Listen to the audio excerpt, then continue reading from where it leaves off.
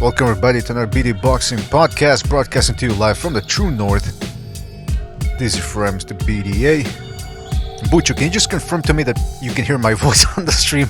Because I don't know anymore. No, the voice on the stream, hold on. Yeah. Just need to confirm. We had some updates and it starts messing with the settings, so we're just gonna make sure everything's up to par. I'm gonna have confirmation from Bucho. ETA, I would say about 5 seconds. 5 seconds. I heard your voice. Perfect. I don't know if that's a good thing or a bad thing, but be that as it may, you're stuck with us for today. So thanks a lot, gentlemen, for joining us. Bucho, we got a lot to talk about. We got to talk about Gennady Golovkin versus Sergiy Derevyanchenko, which was that? The upset? Well, depends. I don't know. We're going to get to that, see if people see that. Upset. But recognize the Matrix, he had a vision, remember? He had a dream, yes, of course. Yeah, a dream. I would call it a vision, a prophecy. He saw Golovkin getting knocked out the way Manny Pacquiao got knocked out by Marcus. I think he got a bad package from Flacco down the corner in Brooklyn, and that's why he was hallucinating. But the point is, we're going to talk about that. We're going to see what people think about this fight. We might take phone calls because we're a little pressed for times, because after we discuss Golovkin, Derevyanchenko, and of course the biggest and bigger fight this Saturday, which is Claressa Shields, the black Nubian Queen will be fighting. The fighting Nubian Queen will be fighting this Saturday, so we're going to talk about that as well. And then, of course, we got special guest Alfonso Gomez. Most of you know him from the Contender TV series, but of course he did more than that afterwards. So we're going to be chatting with him about his career and some of his upsets that he was able to pull off during his career. That's going to be a lot of fun. But before we do that, guys, don't forget, like, subscribe to BDA Live, our secondary channel. Don't forget that you can contribute to this channel by, like I said, subscribing, hitting the thumbs up, spreading the BDA gospel, listen to the show as you always do, and also if you can spare a couple of shekels, couple of nickels in the super chat, in our Patreon page, or in our PayPal page as well. You can certainly do that. So let's give a shout out to everybody in the chat room who is joining us right now. Unbiased Boxing Talk, aka Bay Area, my homegirl. I think she can beat Claressa Shields because she sounds like a toughie, like a real tomcat. Nez Mendoza, BOKS, Sin Amusia, Reader 88, a whole bunch of 8, Box 88, BTE Space, Echeve, Uncle Burnt Apostrophe, Stephen Lawler, Seamus Carey, Tim W, Blue Collar Sports TV, aka Del Boy,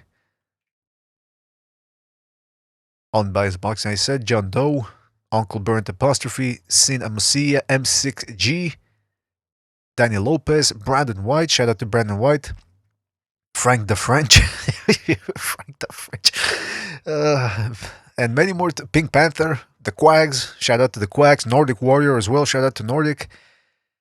Many more people to come, I am sure. All right, so, which I'm going to try to get the Gonz in here, Gonzalo. All so right. I'm going to invite him, so I might not be able to hear you for 2 seconds. Hold on. All right, I'm back. Oh, hold on a second. Gypsy Boxing Style in the chat room saying, Boxing Style saying, I don't know about Bay Area being a chick, but Triple JJJ definitely a chick. Now, come on. We're going to start right away with this BS. Come on. Ask Gypsy Boxing Style if he thinks that Triple JJJ is a Jew. Well, he's already got the J there, so he must be. The JJ. I don't know. Gypsy Boxing Style is obsessed with, like that conspiracy that Jewish people are controlling the world. Yeah, that conspiracy, that disgusting conspiracy that certain people love to propagate. We certainly don't do that, because I am a Christian and I do believe that Israel is our biggest ally, or greatest ally rather. They've never done anything for me, but the Bible tells me, and my preacher tells me, that for some reason I have to respect and bow down to Israel. So that is what I do, baby. No questions asked. Wexford DJ says best boxing show around. Thank you very much. Unbiased Boxing Talk says triple gay. Come on, I mean, I shouldn't even be laughing at that. That's how immature I am, laughing at this type of. The other one that made me laugh was when people call him Lomachenko. Lomachenko, they would call him Lomachenko. I'm thinking, I mean, come on, A that's lot the of best. people be watching this Saturday fight, waiting for Golovkin to lose. I'm Hey telling man, you. I love upsets. So if he loses, good. Uh, who else, what else would I want to say? Somebody brought up in the chat room that oh boy, what's his name? The New Zealand dude. He was gonna fight Parker. Chisora. Joseph Parker, thank you. Joseph Parker was gonna fight Chisora. Now Chisora, after all the complaining he did about how big the draw he was, how he was the one drawing and not that he wasn't gonna be Taylor and per grade drawing, I think he pulls out of the fight. Who So pulled out of the fight? It was uh, Parker, no? oh yeah, I think you're. No, wait a minute. Yeah, it was Yeah, I think it Parker was who Parker. pulled Yeah, out. Parker. Shit, I Yeah, was talking shit about Chisora. Go ahead. What? my theory is that they decided to cancel this fight so they could make it its own main event What do you mean? What do you mean? because it's another card fight, right? Right. So I guess they decided, maybe we'll make more money if we put it in as a main event in another card some other day. Oh, yeah. Maybe this was to appease Chisora, or maybe it was to screw him over and say, "Hey, listen, you can draw. Let's put you in there with some bum. We'll pay Joseph Parker to step aside. She's Say already he still got fighting. was that? She's already still fighting. Maybe, maybe not. That No, I depends. don't think so. I don't know. Well, from what I heard is, then again, I could be wrong because I thought it was Joseph Parker that I got it wrong. So maybe you're right. But from what I heard, Okay, I mean, Frank the French is saying that hearing Shannon Briggs is going to be Parker's replacement. hmm, Then somebody, Doc, is saying Joseph Peter Parker got bit by a spider. All right, all these rumors. Bullshit! yeah, I mean, I don't know, but Wait a minute, wait a minute. a spider. Imagine you get. Yeah, here's the worst excuse I've ever heard, Bucho. When Zab Judah pulled out of a fight, I forget which one it was, and they came up with a press release saying that he fell through a shower glass door. He fell through a shower glass door, and that's why he cut himself. And he couldn't fight. I'm thinking shenanigans, Bucho. That's the first thing I'm thinking. Shenanigans. Something's going on, and I don't like it. All right. Slip or something? See, that's the thing. Frank the French says that the fight's still on. Nordic Warrior says Michael Hunter would make a good replacement. Yeah, but Michael Hunter, first of all, this guy, he used to be like heavyweight. Now he shows up to heavyweight. He's a fatso. Pulled off an upset, but didn't really look great doing it. Maybe I'm wrong. You guys tell me. Um, Nordic Warrior says Joseph Parker becomes the new Spider-Man. Imagine that. You know what I always like, Bucho? I always like the movie The Fly because that shows you the real. If somebody got mixed in there with a spider or something, I mean, obviously it wasn't the same scenario. Getting bit by a spider, he actually merged with a spider's DNA. But that's what happened. He turned into a disgusting human insect. What You was don't. the acid vomiting all about? This, like, I don't understand. That's what flies do? Of course, you think a movie's gonna get that wrong? They did their research. That's what flies do all the time. They shoot vomit at people, as acid vomit at people, Yes, and burn them over. like a reptile type of spit. All right. Now, we do have a special announcement here to make, by the way, people, before we continue with the boxing. Uh, Bucho lost a bet because anyway, long story short, we were talking about who had the biggest balls, both figuratively and literally. And Bucho, I don't know if you guys can believe this, but he thinks he's got bigger balls than me.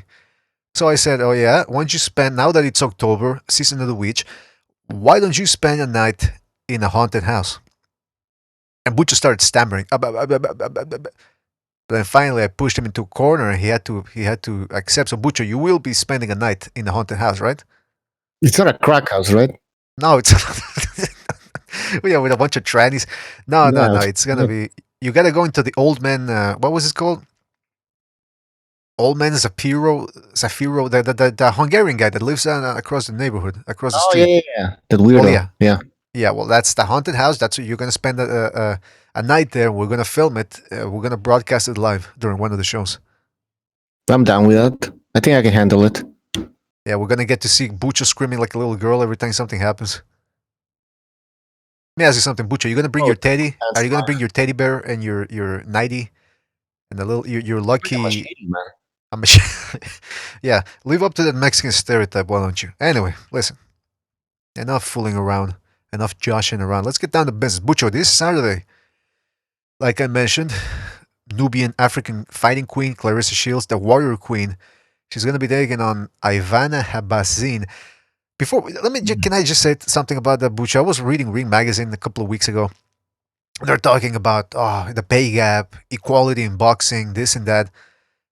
And I'm thinking, wait a minute. That's the big story for them that they keep spreading around. Women, they don't get paid the same as the big boys, blah, blah, blah. And I'm thinking, what about the little guys? What about a guy like Donny Nietes, Juan Francisco Estrada, the Japanese fighters?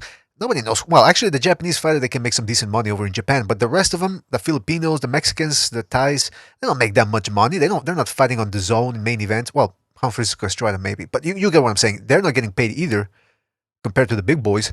So why don't we talk about getting them equal pay before we start talking about women, which is female boxing. Okay, it's been around since the 90s now, but it's still 20 years compared to about 100 years of these little fellas trying to get equal pay themselves. Yeah, that's absolutely right. I mean, let's fix that first. I know I'm right.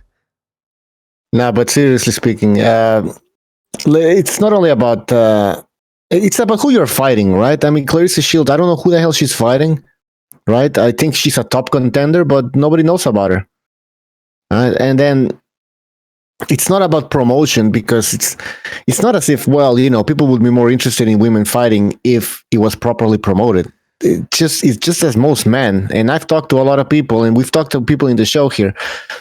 We're just not interested in seeing two women fight. It's not appealing. Mm-hmm. Women are not supposed to be fighting. Men do certain things and women do other things. That's the thing, though, because that Heather Hardy versus what was her name? Amanda Serrano, whatever. That was actually a pretty entertaining fight. But is it the exception that proves the rule?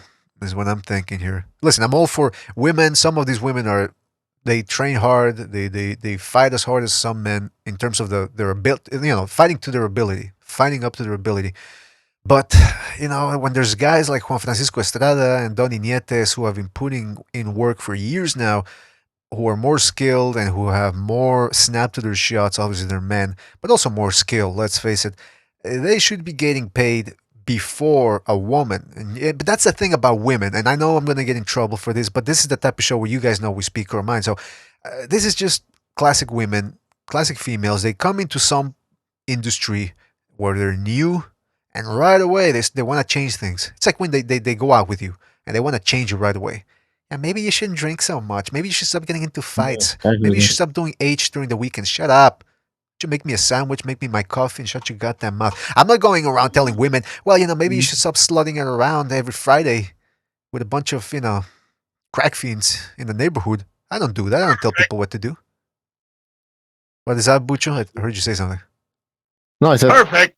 Oh, perfect. All right. Perfect. But anyway, listen, I don't want to talk too all day about female boxing. So we got Gonzalo. This is how men should talk. Crush your enemies. See them driven before you. And hear the lamentation of your women. That's right. That's right. Isn't that Gennady Golovkin in the press conference? That was him, right? My dick's on fire. All right. Now listen, we got Gonzalo on the line. He's the one that set up the Alfonso Gomez meeting that we're going to have. So, Gonz, are you there? Gonzalo? Can you hear me? Yeah, I can hear you now. How you doing, baby? How you doing? I'm doing all right. Doing all right. I woke up a little late. Yeah. I gotta catch a flight. I gotta catch a flight to Manila, so I'll probably be checking out about 7:30. Oh. But anyways, I'll call Alfonso Gomez like around 7. Right? Sure. And yeah, that's about it. How you guys doing? Good. Listen, I wanted to ask you about, because now I'm intrigued. Why are you going to the Manila? But we only have about 40 minutes before Gomez gets here. So I say we get down to the Golovkin Derevyanchenko fight.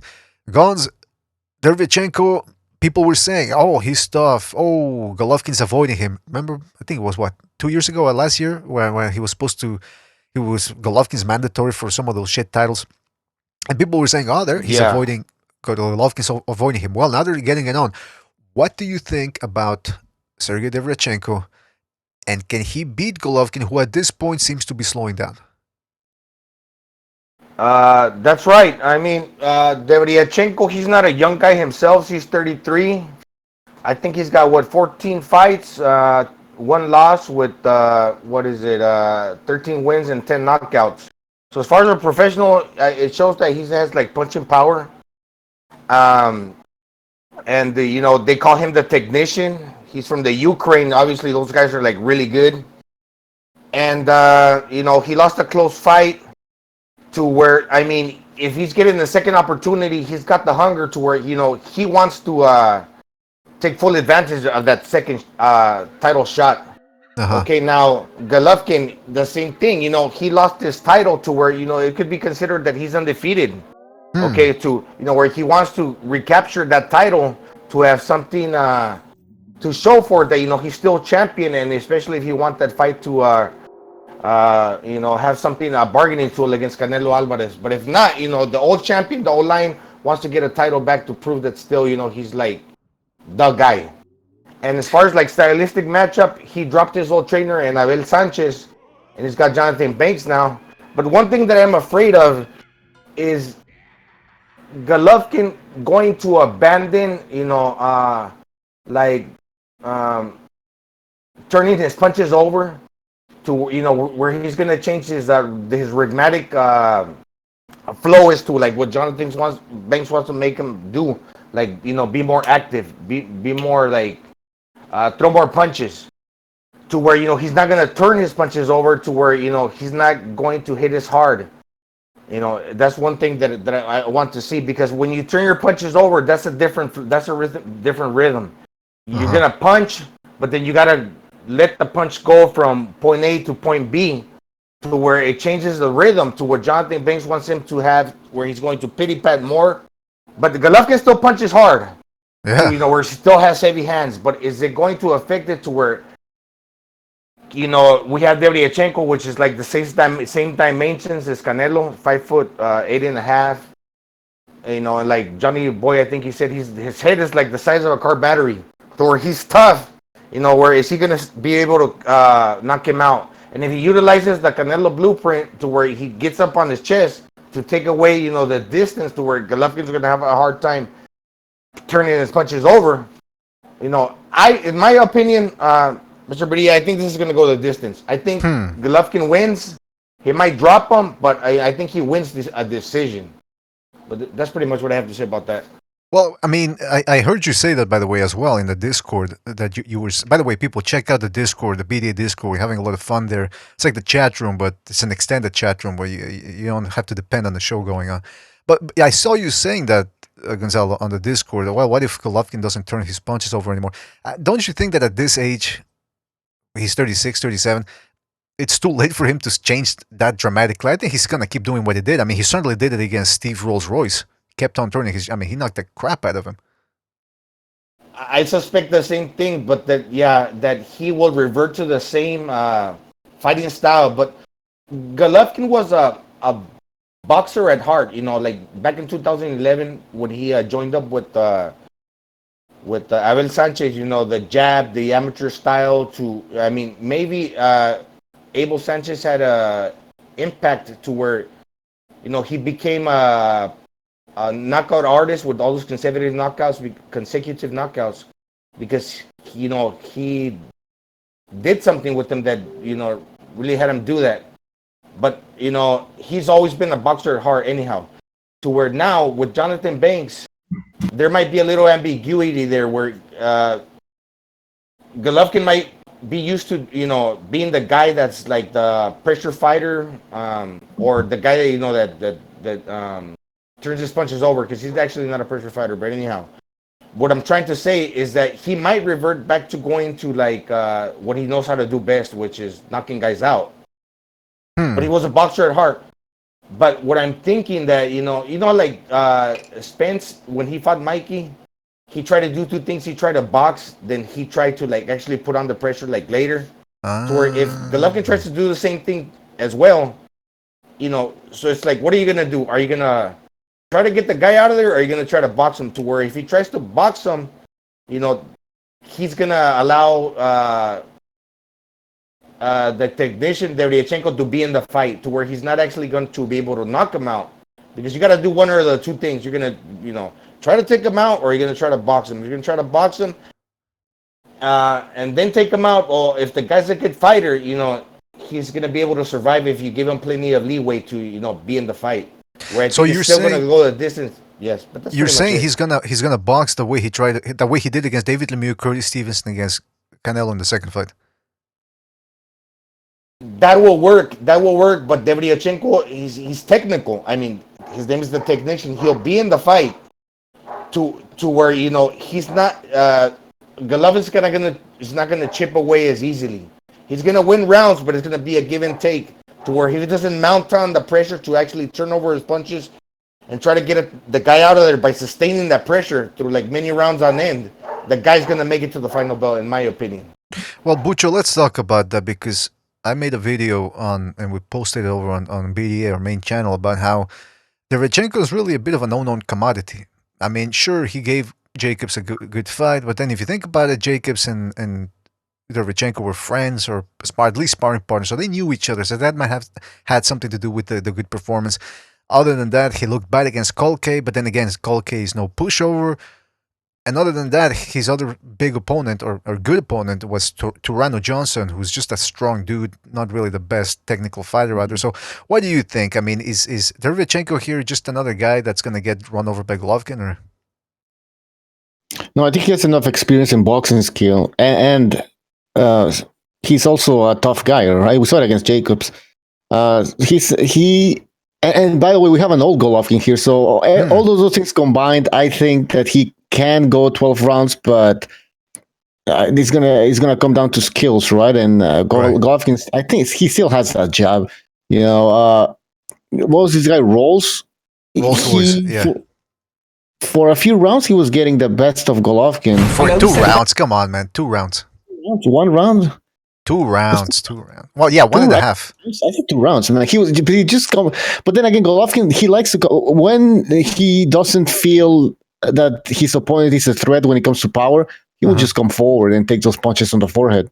That's true. Now, before we continue, but that's because it's a very good point you just brought up, Bucho. I gotta do this, man. People in the chat room are bringing up Ryan Garcia. Now, you know what that means, right? No, don't do it. Don't do it. Don't do it. It's too late, man. There we go.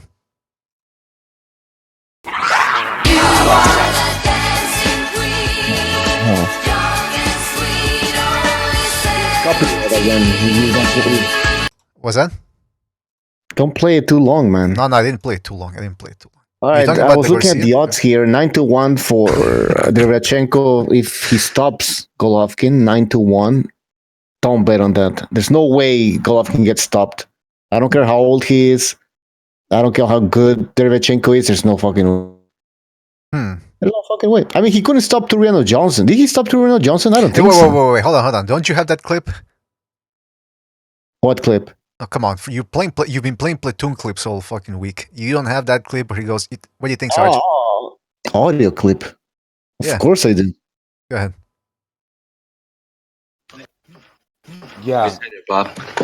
Guy like that make it? Yes or no? I have to tell you, that's precisely what I saw. That's what you were talking about. Yeah, that's what I'm talking about. All right, sorry, Gonzalo, what were you going to say? No, I'm just agreeing. But anyway, don't you think, Bucho, that it makes it kind of interesting that he's getting a second title opportunity? He's going to put it all on the line. He never knows when he's going to get another one. And then GGG wants to regain his titles to where these guys are going to, bring it.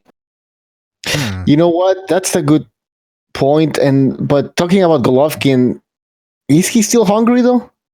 I mean, is he even certain that he's gonna get a Canelo fight anytime soon? We don't think so. And now there's rumors that Eddie Hearn's saying that, I don't know why Eddie Hearn's even talking about this. I guess because he has a bunch of super middleweights. He's saying that Golovkin is gonna be moving up in weight soon, and that would make sense. Yeah. But how hungry can Golovkin be at this point? All right, I'm going to move on. Okay, I'm not going to get the Canelo fight, which I really wanted, and it's also a huge payday.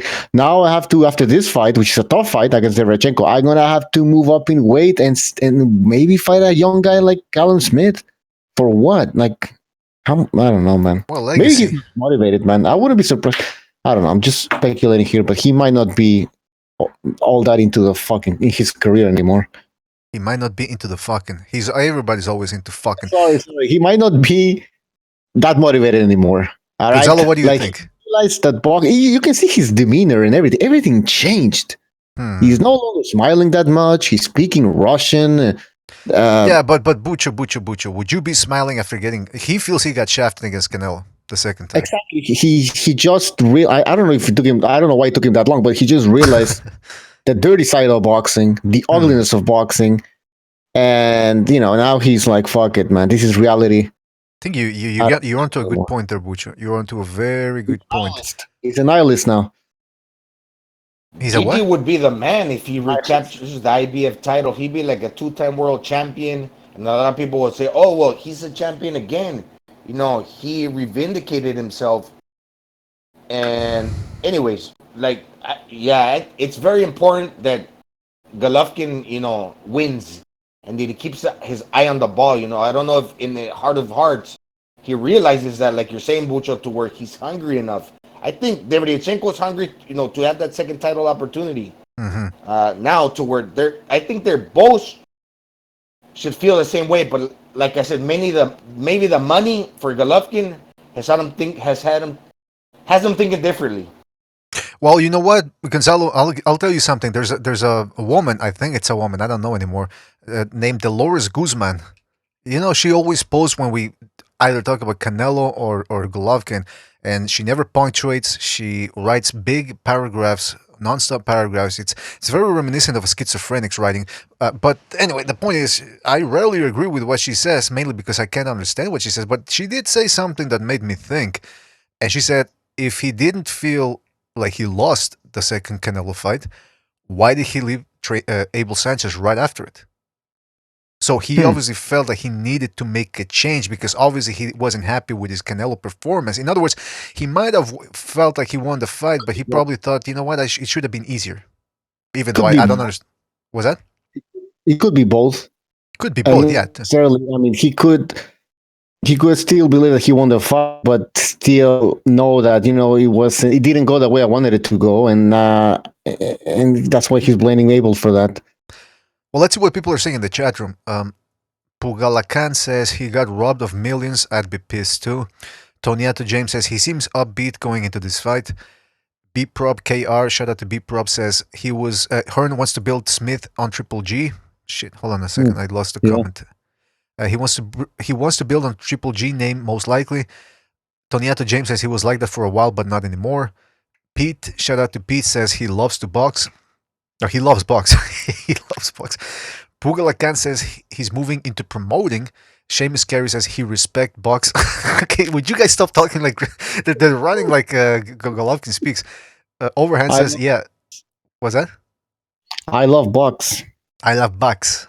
Hey guys, I'm asking everybody in the chat and the panel, if Golovkin struggles against Derevyanchenko, should he still be moving up in weight? Why not? Fighting guys at this point in his career? Why not? Why not? I don't know. Just asking, man. Listen, it might end badly, man. Like, come on, you're fighting a guy like Callum Smith. He's dangerous. Oh yeah, he's big. Definitely, yes, big. He's light heavyweight. Oh, No, actually, he's more than a light heavyweight. The guy's huge, 6'4", and he can crack. Okay. Yeah, but guess. I want to see Golovkin. Maybe that's the vision that Recognize saw. Not had. That's the prophecy. That's true, because prophetic dreams are seldom like watching a movie. You only get bits and pieces, and sometimes you don't get them correctly, 100% correctly, but you get the gist of it. And in other words, you're right, Bucho. Maybe he mistook Derevyanchenko for a future opponent. Stop lying to the fans! Stop lying to the fans! Listen, Bucho, I wanted to say something, because you said, well, should he move up to super middleweight? Why? If he loses, why not? I mean, he's 37 years old. He's not going to get any more. Was that? If he struggles, and I know it's going to be I know it's going to be a competitive fight, but I'm saying if he really looks bad. Sure, because listen, he's not going to get any more famous. He's already against guys like what's his name, Smith, and against Derevyanchenko. He's the A side for boxing fans. You know, when it comes to a fight of that magnitude, really, if you think about it, the only one that could be an A side against him right now is Canelo. And I'm not saying Golovkin is this big superstar that can sell pay-per-views, but then again, the pay-per-view model isn't the metric nowadays to see whether, or the only metric to see if somebody's a big star. Golovkin can sell out Barclays against the right opponent. He can, or the Madison Square Garden, or he can do it on the West Coast as well. So, you know, why not? I mean, the clock's ticking, man. He needs to take chances. So why not? Why not move up in weight? Overhand in the chat saying King Butcher say it. Triple G is done. I don't think so. I don't think so. I don't think so. Robert says Golovkin isn't really even. Jesus Christ, Golovkin isn't really even that big of a middleweight. He still might do it all right, though. Well, let's talk about that, because here we are talking about whether Derevyanchenko is that good an opponent. I still think he's a pretty dangerous opponent. Again, remember what people were saying, that Golovkin was avoiding him, that he was scared of him. So obviously, boxing fans have a high opinion of him. He's a big. That's the thing. I want to show you a picture here. Okay, this is from I think it's the last press conference that they did earlier this week. As you can see, Golovkin is about an inch and a half taller. Would that be correct to say, guys? Yeah. Now, again, Golovkin's wearing a suit, and Derevyanchenko's wearing some sort of tracksuit, so it's kind of difficult to tell who's bigger. But from what I can tell in this picture, it seems to me like Derevyanchenko, and this makes sense because he's a shorter guy. It seems like he's got wider shoulders, so he might have the stronger upper body going into the fight. What do you guys think about that? Do you think Golovkin is right where he belongs at middleweight, and so is Derevyanchenko? Yeah, absolutely. He's always been a small middleweight. That's why I kept saying he shouldn't move up to super middleweight to fight Andre Ward. And Andre Ward, we all knew he's a big super middleweight. I mean, he won a gold medal in the light heavyweight division. So, yeah, Golovkin is a small middleweight. Yeah, he's very comfortable at middleweight. He's very comfortable. He's like a Marvin Hagler. Marvin Hagler was a little shorter, but GGG, 5'10.5". He got that swimmer body, to where nobody's demanding he become a 3-division champion. He probably, at a younger age, could have been a title holder at 154. He could even probably do that now if he decided to, like, dehydrate himself and make the weight. But now, he's very comfortable at that weight. Yeah, he does seem to be comfortable. He doesn't seem. I mean, he seems like he has to cut weight to make 160, but I've never really seen him. Actually, I got a scratch at which was the fight where was it in the Canelo rematch where he had to sit down right away to drink those electrolytes right away? Or can any of you guys I don't remember. But usually he walks around. He's usually like 2 weeks before the fight. He's like a 166 or something. Yeah. So he doesn't really have to cut that much weight.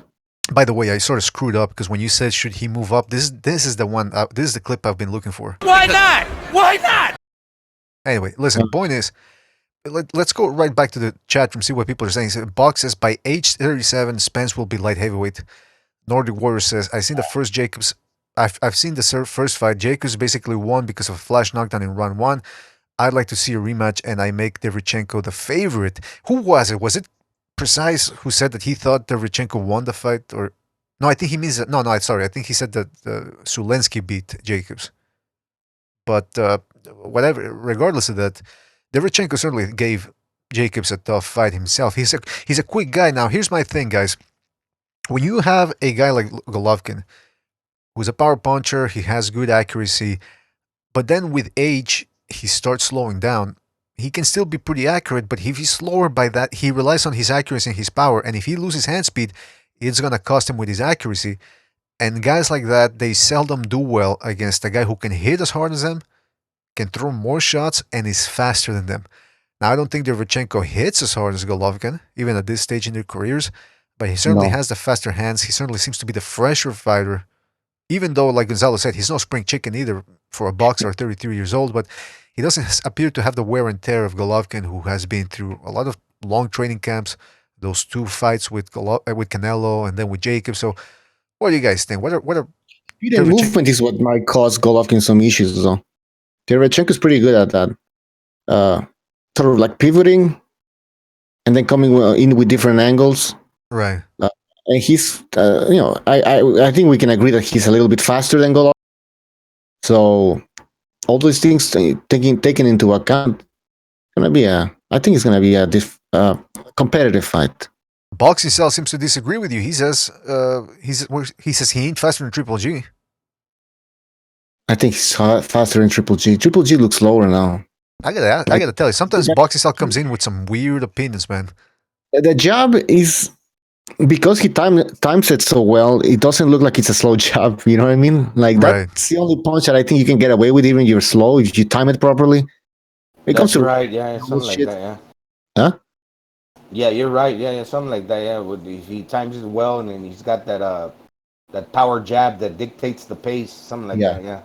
It doesn't have to be fast jab. It just times it properly. But when it comes to the right hand, maybe that's a little bit more telegraphed, because he's a bit slower now. Now, I do think that Golovkin, part of the reason why he's slow, I mean, listen, he's not a turtle in there, but he's not as fast as Jacobs, Canelo. Even against Lemieux. Lemieux had the faster punches, but it was just he has no technique to set up those shots, so he was missing all over the place. But Golovkin, one of the reasons why he seems slower is because he loads up on a lot of his shots. He really puts on a lot of force in there. That's why Gonzalo, that's why I was saying that I wouldn't worry about him. That's why I was saying I wouldn't worry about him not turning over his shots, because I mean he's been doing that for years now. You know what I mean?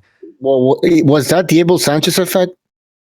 But I think so. But slower to where, like, he sets up he throws a jab to set up the power punch, to where he throws a jab to have the power punch come right behind the jab, to disguise it, to where throws a jab, it comes right behind, he sets into position, and maybe he shifts to where he'll drop that hand and punch like 2 times with power shots, to where he's in position to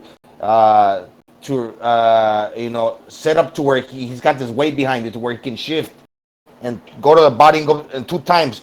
But that's just like it's a sequence, to where if Jonathan Banks is going to say, okay, I want you more like on the fly, you're throwing more punches, that's a different sequence. It's pity pat. Golovkin is still he still has heavy hands, to where he's going to hit hard. But to set up the power punch behind the jab, it takes some a split second or 2 faster to set up those combinations. In my opinion. Well, then that begs the question: if Derevyanchenko wants to win this fight, how should he do it? By the way, Chris K in the chat, thank you for the contribution. He says, slow Triple G, still fed Canelo jab, tacos all night. Slow Triple G, still fed Canelo jab.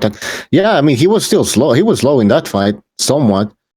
But then Canelo was coming forward the whole time. There's no way he was. This guy's like the same size as Canelo, Gimbucho. This is about the same size. Yeah. Well, you said that Derevyanchenko should fight like Canelo somewhat, try to get close to Golovkin, so where Golovkin can struggle. Well, if he gets on his chest to rob him from that space, to where if Golovkin is trying to like get that opportunity to turn his punches over at the mid range, because like I said, he's not a pressure fighter, to where if Derevyanchenko gets on his chest, Golovkin is gonna have to constantly be stepping back, to gain that little distance, to where he can turn those shots and feel comfortable, to get that range. He's always going to try to he's going to always be offsetting him. If I keep pressuring him to the chest, Golovkin is always going to be stepping back. And that's the blueprint that Canelo did on the second fight that, troubled Triple G. I'm not saying he wasn't competitive and it couldn't have been a draw, or you could add it to where Triple G would have won. But anyways, that's one thing. But also you got to think, okay, he's faced a guy that's like around the same dimensions, to where he got the experience in Triple G, that if he's really taking it seriously, that's got to help, to where I'm fighting the guy similar. And Canelo's also a technician. I mean, what different look can Derevyanchenko as a technical fighter show Triple G that he hasn't seen in Canelo, to where that kind of helped him, to where what does he bring to the table that's as different as Canelo? What do you think, Bucho? That's a good... Not much. I mean, what does Derevyanchenko bring that's different? That's better? Or I But you have know no what? idea. It doesn't necessarily have to be different. It just has to be a mix of difference. In other words, first of all, I like how Derevyanchenko went at it against Daniel Jacobs. He didn't go there to lie down. He exchanged with the guy in certain spots. He definitely connected with some hard shots. And Daniel Jacobs is at worst the third best middleweight in the world. I mean, this guy will beat a whole lot of people. I think he beats both Charlos if they ever step in there with him. I know one of them is over at 154, but you get my point. I also think he beats Billy Joe Saunders. So the fact that Derevyanchenko went a couple of good rounds with him is an indication that he's a good fighter. He's strong too, and that's what I'm curious. If Golovkin decides, you know what, I'm going to stand in there with him, I want to see how he deals with Derevyanchenko's strength. He doesn't hit as hard as Lemieux, for example, because he's sort of built the same way a little bit. He doesn't hit as hard as Lemieux, but I think he's got the better skills. I don't think anybody can deny that, and he certainly has faster hands than Triple G. So he's going to be landing on Triple G. But yeah, go A ahead. little bit better than Canelo, though. On the inside, he kind of turns his opponents. Have you seen that from? Yes, I know you made a Derevyanchenko? compilation once about that. I think I did, yeah. And I noticed that he does that, a little bit like Lomachenko, not obviously like Lomachenko, let's be honest. But he Yeah. kind of fights a little bit like Lomachenko sometimes, where he turns his opponent and stuff like that. And if he does that and also combines that with throwing punches, maybe, because let's be honest, when you punch Golovkin, sometimes he just likes to shell up. Yes. And then he nods his head like, okay, I'm here, Yeah, or he takes a breath. He takes a deep breath and then he nods his head. Yeah. Yeah, he's like the monster he knows that he wants to like set up his power punch to where if he's gonna bring it after he knows that he's gonna lay it on thick after that. He's already got his plan. And if he shows up and he takes that deep breath or whatnot, what you guys are saying, and he already knows that I'm gonna have to do this, and this is what I do. This is GGG. I turn my punches over, I hit hard, and I'm gonna break you down, and I'm gonna go to town, and I'm gonna get you out of there. In his heart of hearts, he believes that. That's who he is. He's a strong dude. That's why I'm interested. Do you think Golovkin has to wait for the right moment to throw the punch? I think maybe sometimes he waits a little bit too long. That's an interesting question. I've noticed that though. Sometimes like he overthinks it. He wants the guy to be on the ropes, which might not happen against Derevyanchenko. You know what I mean? He's gonna be always. Yeah. I don't know. Because the brain, like the movement in the ring is like when we watch when we want to rewind a like film, and when we want to see a fight over, it's different frames. We think, oh, this is what he should have. No, in the moment, how you react and do things is different to how, or like how your mind thinks it. It's if your mind can think it and do it, if you're like you can't step on the trigger that fast, to where maybe it's because you're gun shy, or you got all these wars in the gym, or you're just old, you lost a little step on your reflex, or you're just kind of overthinking it too much. Yes, you can lose that step to where if the other guy's in tandem and he's on his game because he's been training in the gym and it just comes as like a natural reaction, he can beat you to the punch. And that might happen actually. And a lot of people, I'm the biggest Triple G fan. I mean, I want Triple G to do anything and everything he needs to do to go down as what he's an all-time great, not for me, but I just gotta keep it real. Absolutely. But anyways, Well, you know what? It's interesting. Can I read some comments? BTE, I think his name is BTE Space. He says Triple G freezes or takes a big step back in a straight line. That's the blueprint to beat Triple G, in my opinion. What else are people saying here? Martial Ministry says, I don't sense a killer instinct in Derevyanchenko. What else? If Doc is saying if Triple G fights a phone fight, he might lose.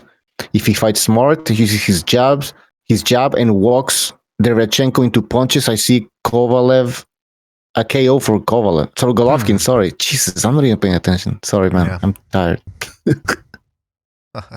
Listen, the point is, the point is, sorry. I know. Listen, the point is, here's the thing. We're talking about, well, Derevyanchenko can do this, he can do that. Let's not forget, if you believe that a trainer can make a big difference in a fight, Andrew Rozier, whatever his first name is, no offense, but he was already in there.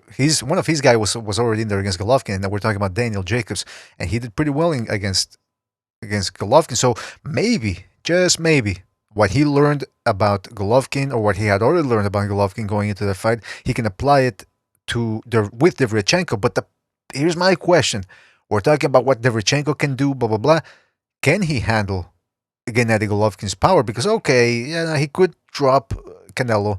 He went 12 rounds with Jacobs. Let's not forget, he hurt Jacobs twice in that fight. He dropped him once, and he hurt him again in the 10th round, I believe, with an uppercut, or 9th round, I forget.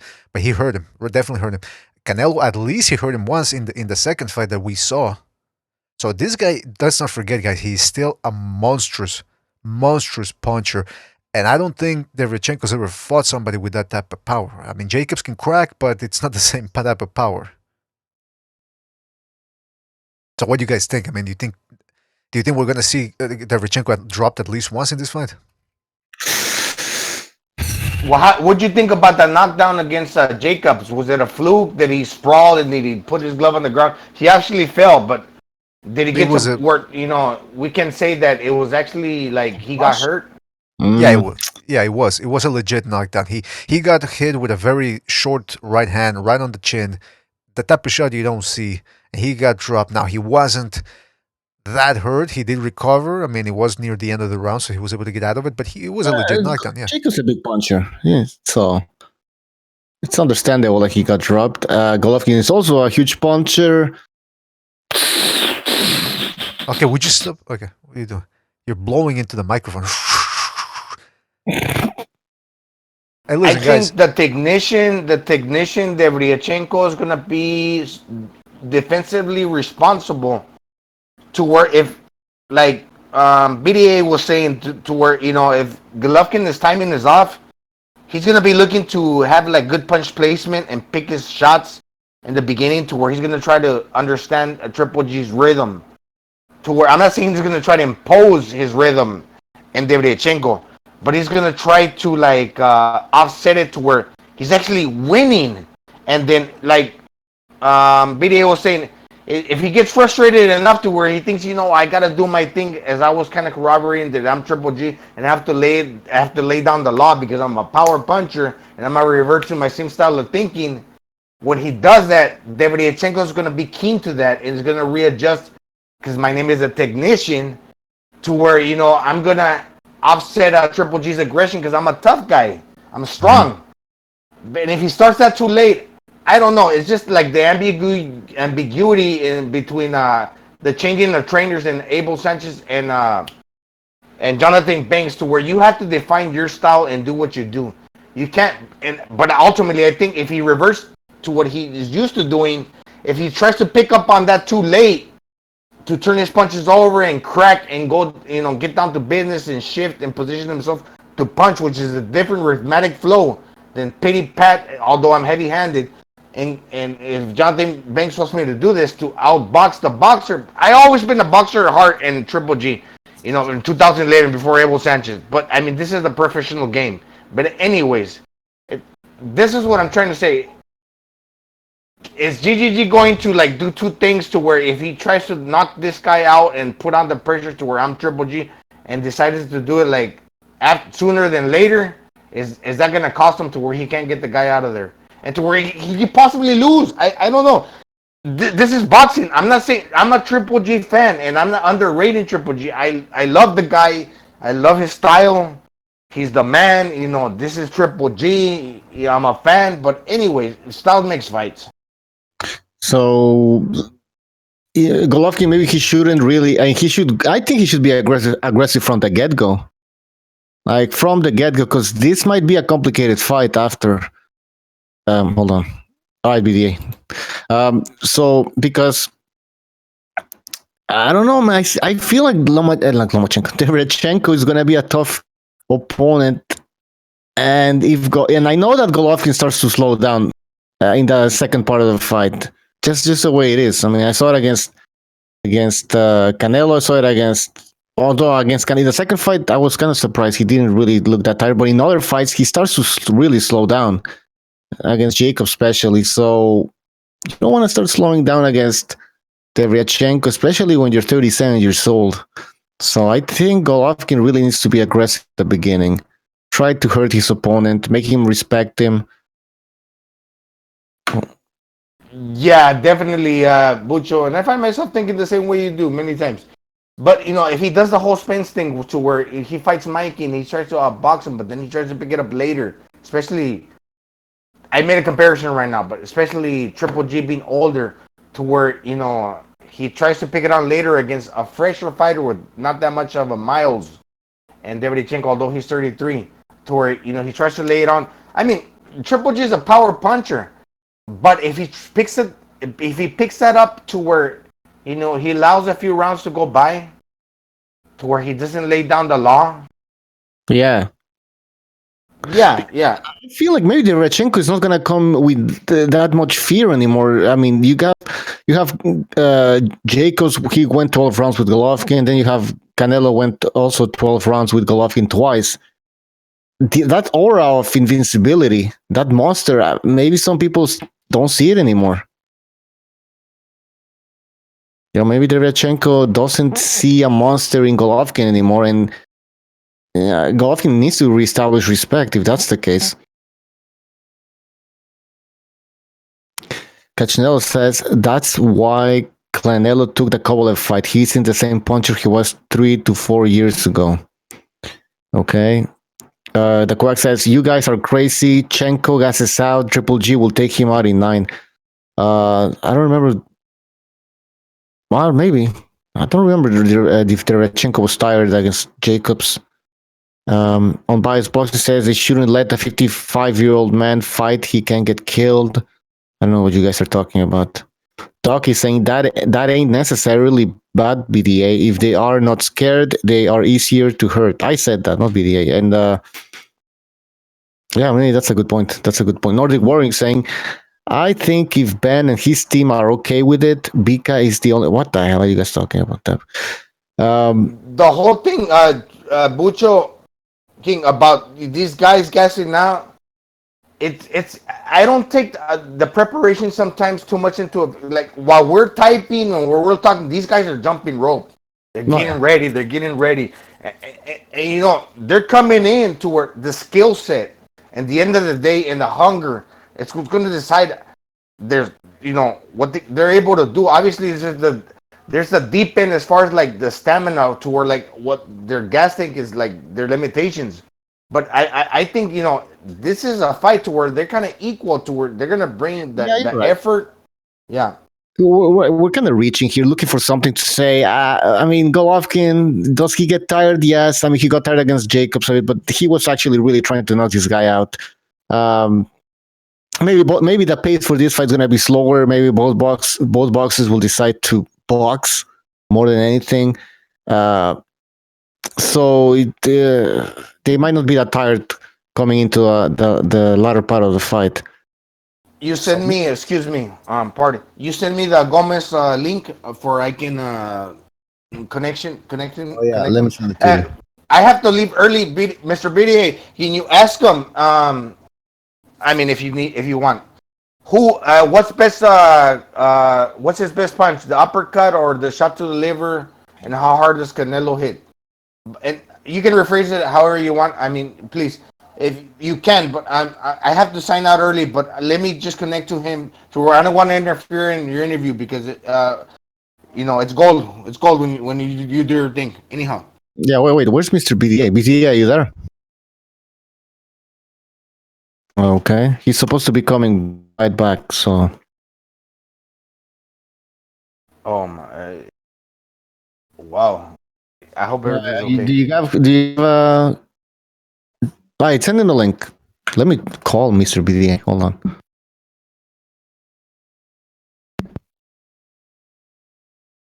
This is such an interesting subject. Wow. But anyways, are you gonna do another GGG episode, Bucho, on Friday?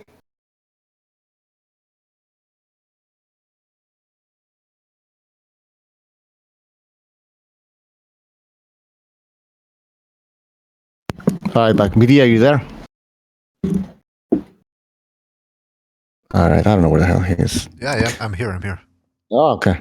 But I thought, listen, I gotta go get something to eat because my stomach's rumbling. That's why. So Okay. Well, Yeah. I think Gonzalo sent Alfonso the link. oh, already? I'm going Jeez, to. If you okay. send it to me, Oh, I'll I sent it to you, man. It's in the. I sent you a People- private message. Here's the thing. I don't know what you guys where you guys left off. I wasn't listening, but Gypsy Boxing Style in the chat room says Billy Joe Saunders might beat Triple G. Difficult fight. At this point, I wouldn't put it past. I mean, if it would have been 3 years ago, but now with Golovkin slowing down, that's why I'm interested in this Derevyanchenko fight. Because, like I said, Derevyanchenko is no pushover, and obviously he's nothing like Billy Joe Saunders. But it's gonna tell us where Triple G is at right now in terms of his hand speed against a top middleweight. That's what we're gonna see. Abuchi, you want to take over for a little bit here? Gotta get a bite, a couple of bites of something to eat here. All right. Let's see what people are saying in the chat. Walter Morrison's channel interview list is going to be like Wilder's record. All right. Nordic Warrior says Billy Joe got hurt by a German bin man. Puga Lacan says, I don't know about that Billy Joe. I don't know about that. Billy Joe Saunders is out of position a lot of times. That's why he holds. Sin Amosea is saying Billy Joe Saunders is a UK hype job. Box 88 says Triple G and Chenko gas out the same way. The one with the most power in the latter rounds will win. That's a good point. Ministry says Billy Joe Saunders team just declined an offer from Andrade at 168. Oh, Damn. Well, I don't even know what Billy Joe Saunders' plan is at this point. Apology Man says Billy Joe got beat by Akabov. Yeah, that's the problem with Billy Joe Saunders. He doesn't take some fights seriously. BT Space says Billy Joe Saunders inactive. That's a good point. Will that affect? very inactive. Alfonso might just come in all of a sudden. So I send him the link. He will click on it. Bucho. Yeah, So perfect. that Thanks, might man. go right now. King, he's gonna join all of a sudden. B prop KR says Billy Joe Saunders wants a big paycheck and get out. I don't know about that. The inactivity is gonna pay a price. I mean, the guy was never a hard hitter. He struggled against Chris Eubank, a guy with limited skills but with a good engine. Is he so conceited that he thinks his boxing ability is all above everybody else? If he's not sharpened to where iron sharpens iron, that he's gonna beat the top guys? Come on, please. And super Yeah. middleweight. yeah, he's definitely one of the craziest middleweight contenders out there. The guy, I mean, there's a difference between confidence and crazy, and I think Billy Joe Saunders he straddles a fine line between those two. I see think we've got. here. Yeah, that's what I was gonna say. I see we got Alfonso Gomez. I think we. Alfonso, are you there? Hello? Can you hear me? Yeah, we can hear you. Can you hear us? Yeah, I can hear you guys. All right, cool. Hey, thank you for being on, man. First of all. No, thank you for the invitation. This is pretty cool. Yeah, man. And first of all, I just want to introduce myself. I'm Mr. BDA, and I got my co-host here, King Bucho, and Gonzalo, who was the one who contacted you to get you on board here. So we're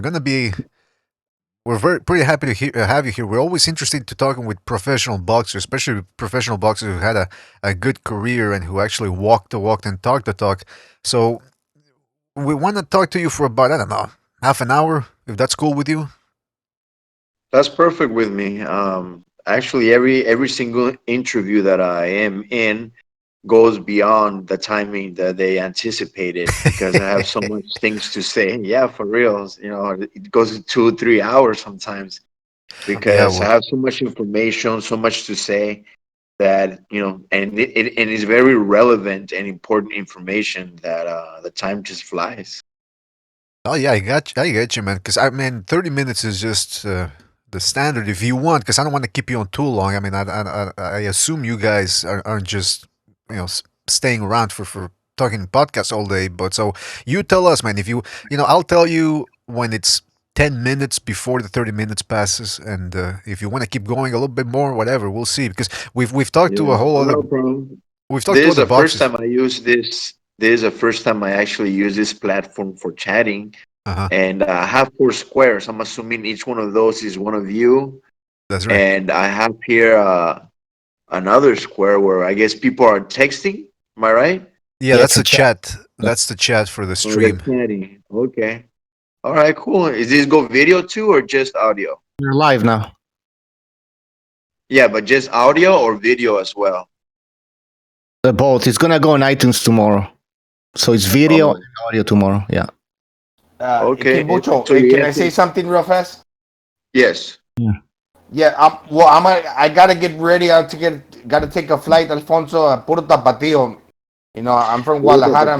My family is from. I gotta get ready. Hey, I gotta get out of here. But Okay. anyways, sign Well, up to the hey, channel, just so you BDA know, just Boxing. before you leave, Hey, just so you know, I'm gonna be in Guadalajara on the 19th and 20th because I'm gonna be giving like a clinic on boxing and everything that I've accumulated over the years. And I'm gonna start promoting it from tomorrow. So you're welcome to check it. Invite them so they can go and get a whole bunch of knowledge in boxing. of course, and I'll spread the gospel. But anyhow, I'm gonna leave you to here to Mr. BDA and Kimbucho. Anyhow, All right. Thank peace. you, man.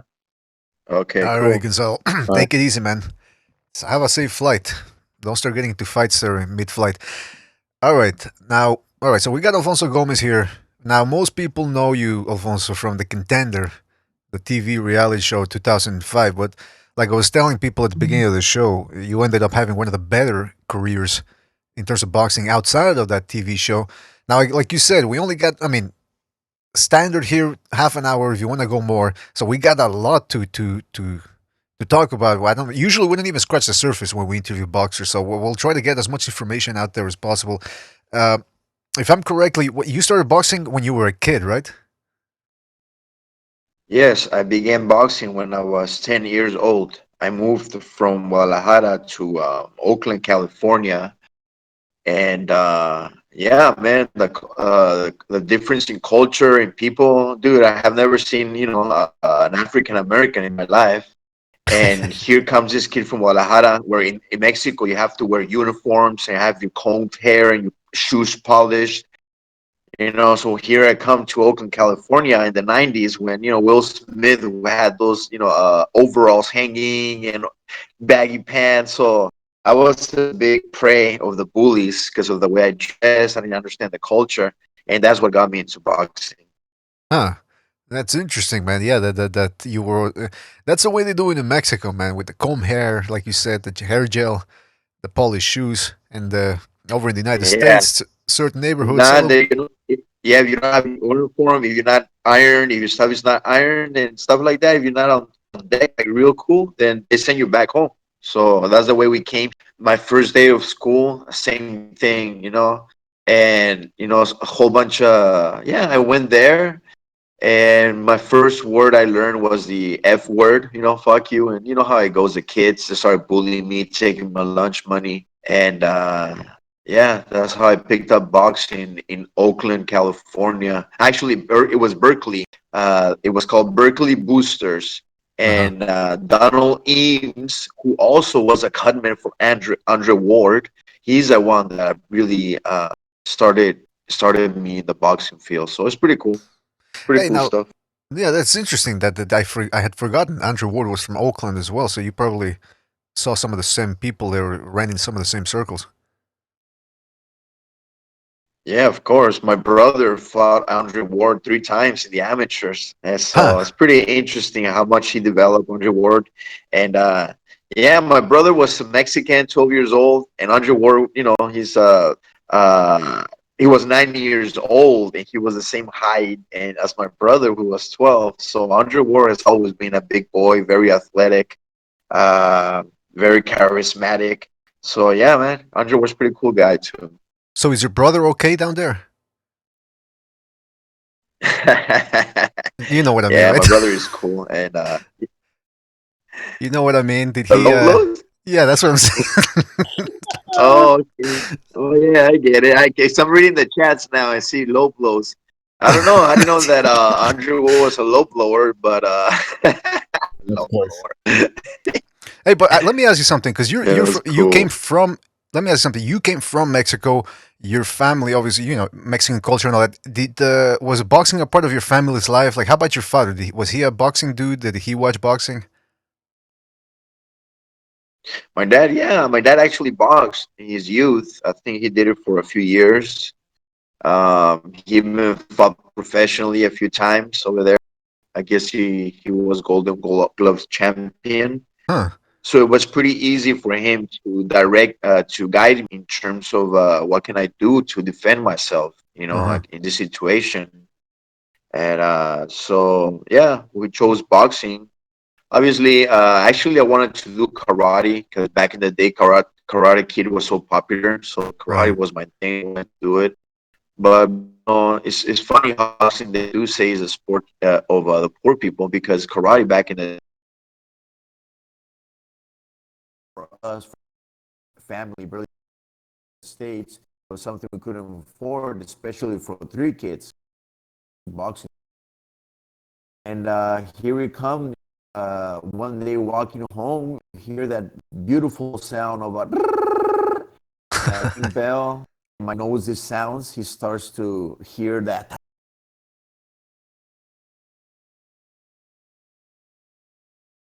symphony, for boxers. So he's like, oh, let's go check it out.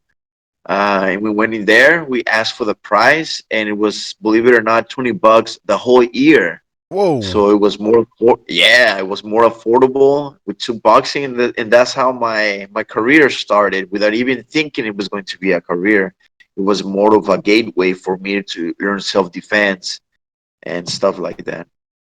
It's interesting that you mentioned that. It's true. It's still relatively more affordable compared, because like if people want to take jujitsu classes, they got some insane prices, and then you got to buy the special clothes and the guards there for the ears so that you don't get those cauliflower ears. Boxing, poof, you know, you pay. Yeah, with boxing reality, I think right now, obviously, gyms are they're in areas where the rent is more expensive, so they have to follow now the formulas and businesses are doing.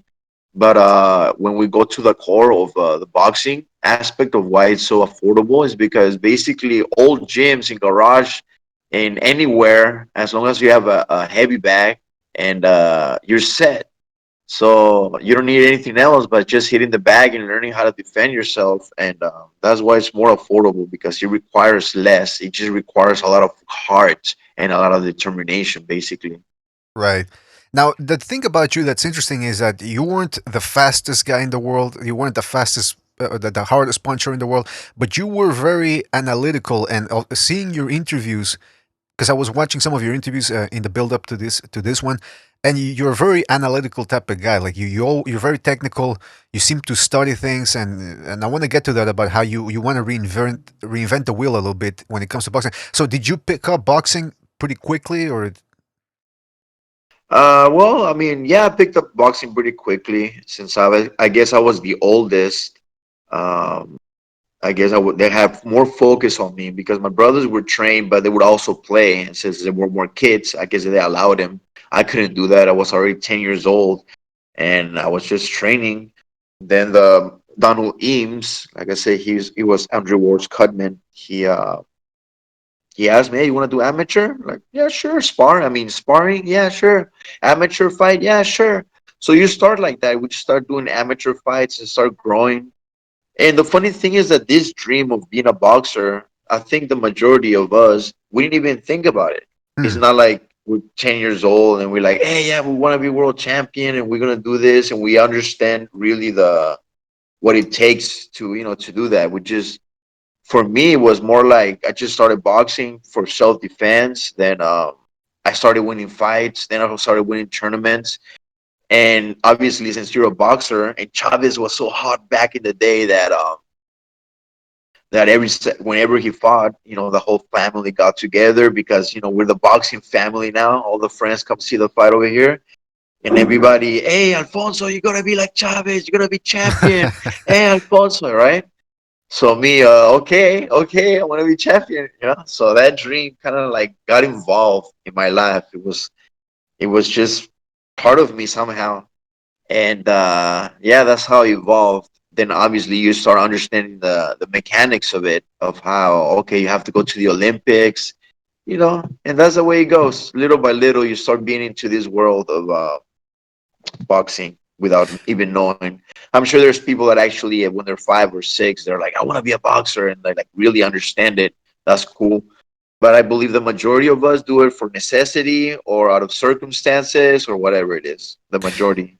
It's interesting you mentioned that because we talked to Librado Andrade, the former super Yeah. middleweight contender, and he said that he used to work at when he was a professional. He would work at Jack in the Box, and they would call him like 2 weeks before and say, "Hey, listen, you want to fight? We got something set up." And he would just say, "Sure." He just liked fighting. He didn't care if it was for $500 or $10,000 or 5 million, whatever. He would just take fights.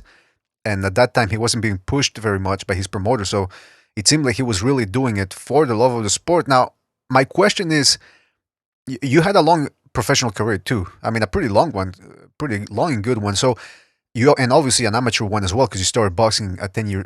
What age did you say? 8 or 10. I 10? started 10. boxing when Okay. I was 10, yes. So usually professional boxers say, "Oh, I used to like the amateurs more because there were less politics." But what about you? Did you encounter any politics in the amateurs, or were the amateurs more fun than the professionals?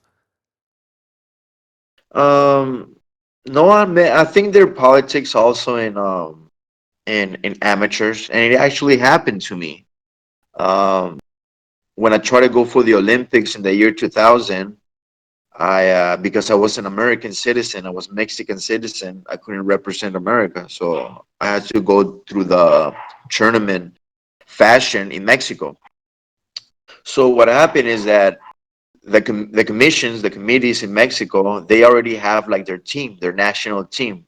This group of people that live in the committee that are sponsored by the committee sponsors, and there's a lot of money involved in terms of developing these fighters, into Mm-hmm. the gold medal somehow, representing Mexico.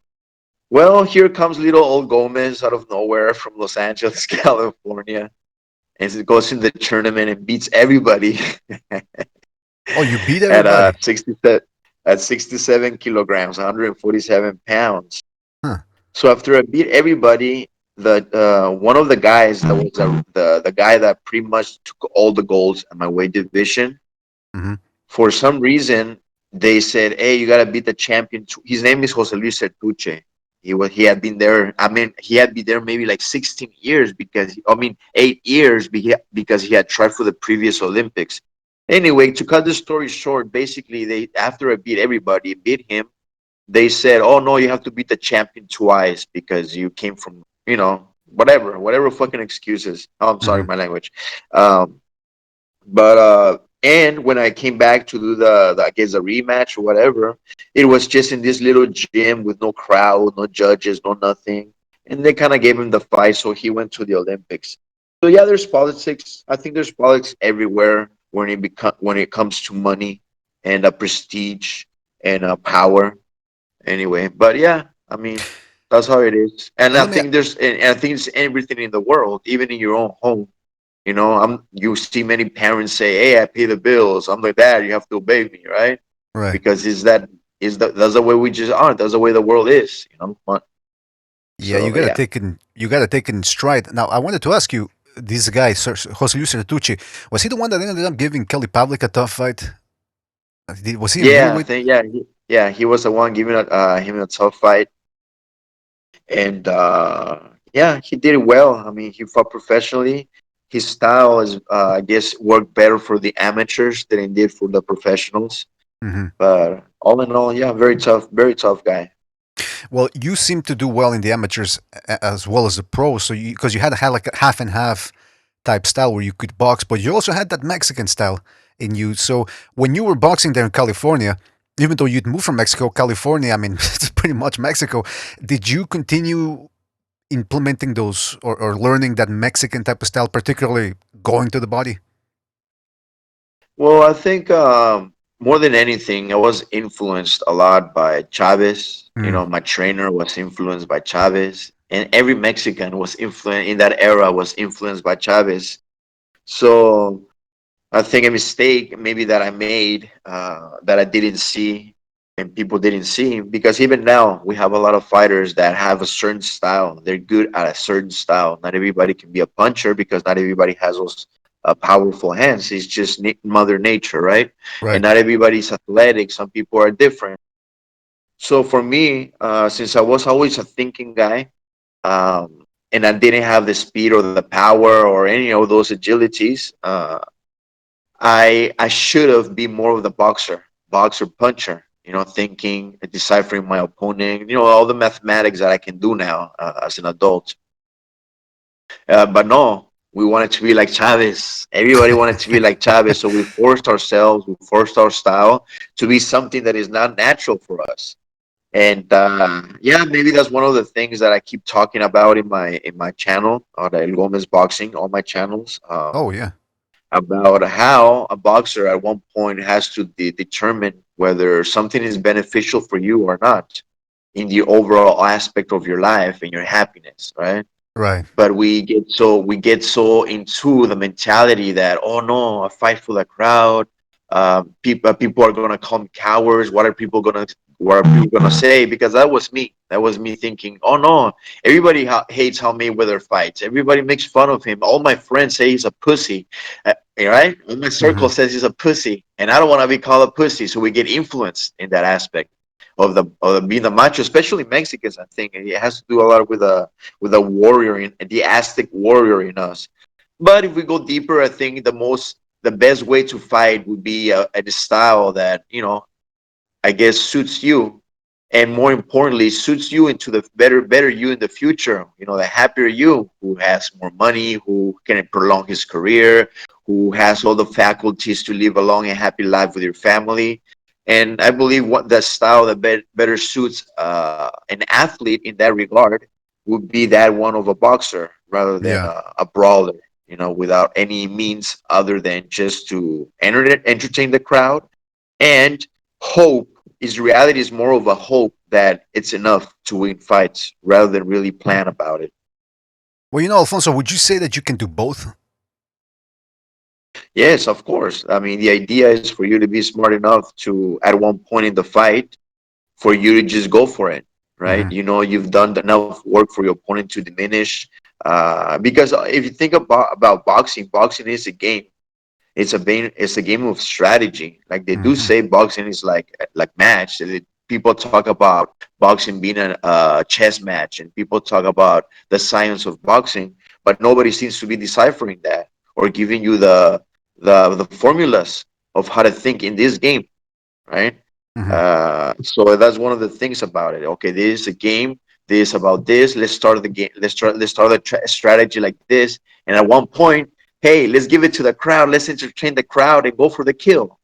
And that always, I think, would be a great way to view boxing and boxers, especially now because of the safety issues that we have seen lately. You know, a lot of boxers getting injured, some of them death.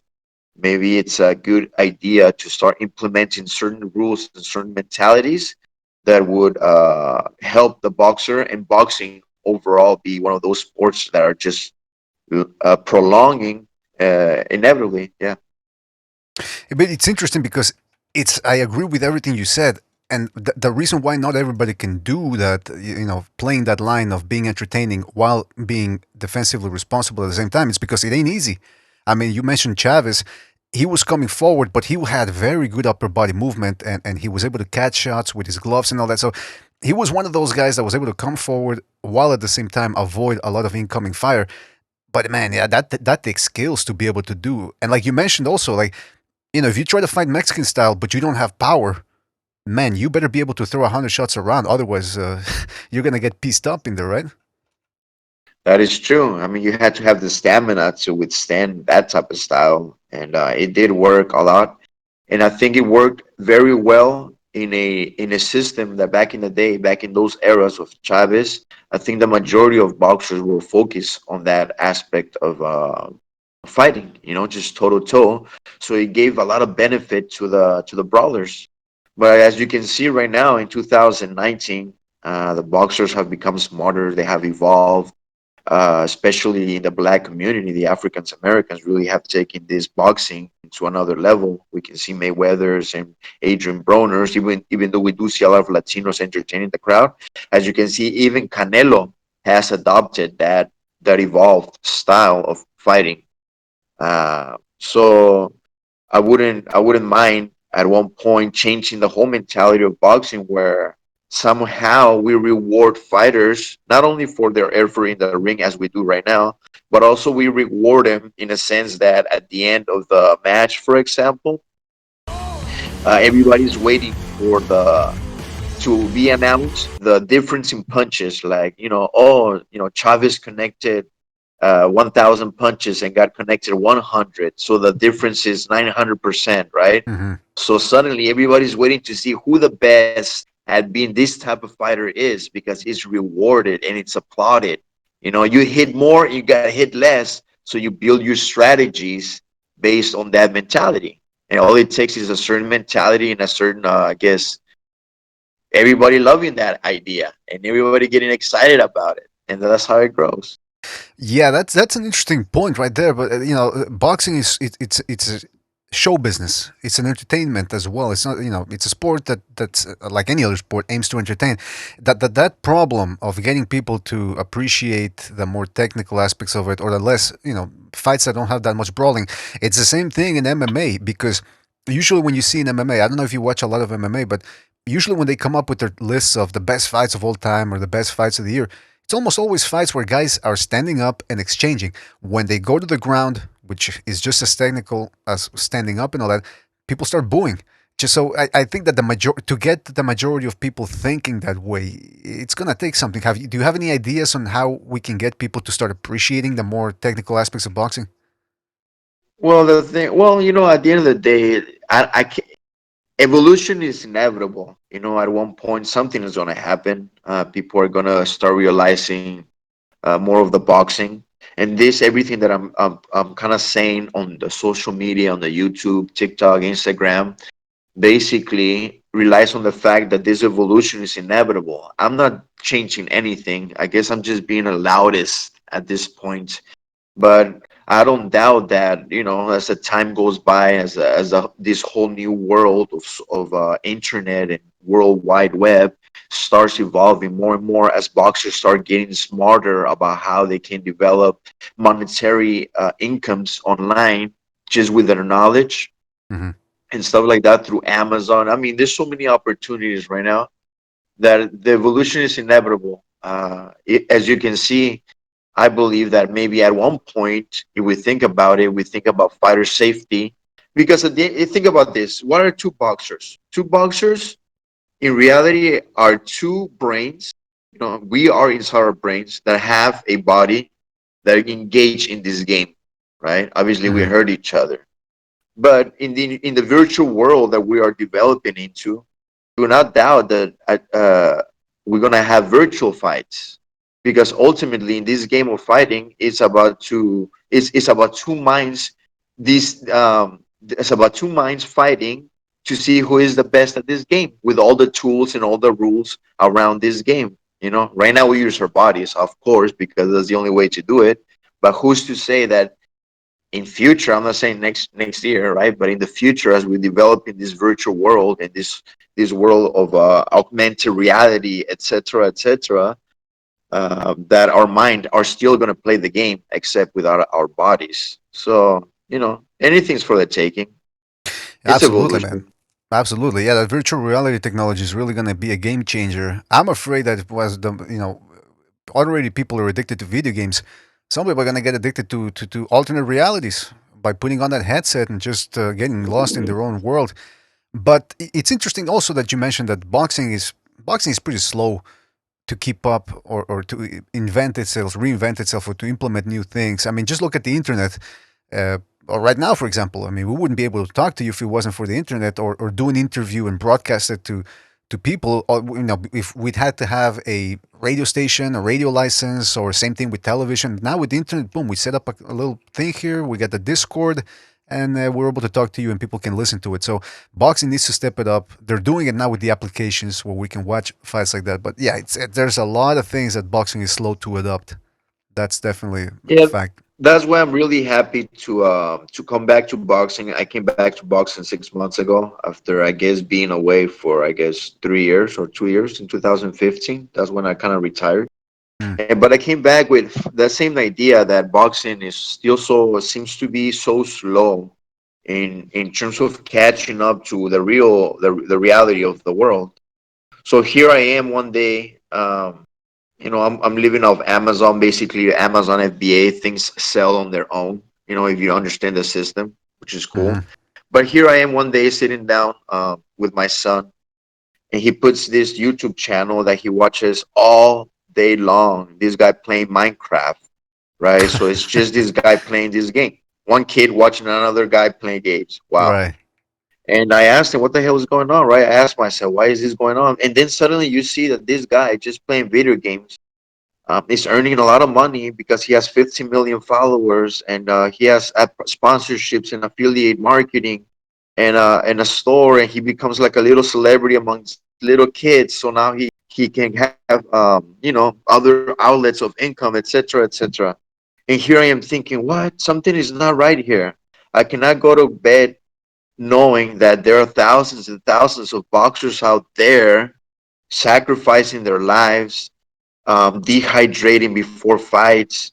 If you're not signing to a promotion, which is 99% of the fighters of the world, then you are there just basically hoping. I mean, this is so hard. And at the end of your career, the majority end with nothing. I cannot, and this guy is earning a lot of money with this new world of technology. And I feel because of that slowness in boxing, in the boxing community, I felt the necessity to be that voice and tell boxers that right now is an excellent opportunity to take advantage of this new gold rush, this new wave of getting self-sufficient income, and by being you, basically this guy playing game, he's him. Yet I also understand that the majority of boxers are boxing because of necessity, monetary necessity, in a system. Boxing is a system built and almost designed, it's basically designed to use and abuse fighters, unless you're on the top, right? But what about the other 99%? And it's not that somebody actually sat there and said, "Oh, we're gonna design it like this," all evil. It just happens to be one of the top sports in the world that has less oversight by the government. So you got all these people, corporations, managers, trainers, and everybody's looking for themselves. Nobody's looking out for the boxer. So ultimately, without even wanting, you create a system that is that is designed to abuse and use the fighter. But nowadays, thank God, we have this opportunity to be more than just that, right? Through marketing yourself, growing through social media. I can guarantee you, I mean, you can see it right now on YouTube. Well, these YouTubers, what's his name? Logan Paul and KSI, these YouTubers are going to headline a boxing match, right? And they're going to have a lot of money, a lot of views. You understand where I'm getting at, right? That something is not Absolutely. right here. So somebody Absolutely. has to be that voice. Somebody has to be that, hey, you guys can do so much more. You guys can do this and go in there and do tutorials. And trust me, everything that I'm telling you, I'm working towards. It is not easy, but I'm working towards it. So you can see me as a new entity in boxing, not like before. Like as a fighter who just comes back from to boxing, hoping that he talks to the manager, who talks to the promoter, and we go through this vicious circle again.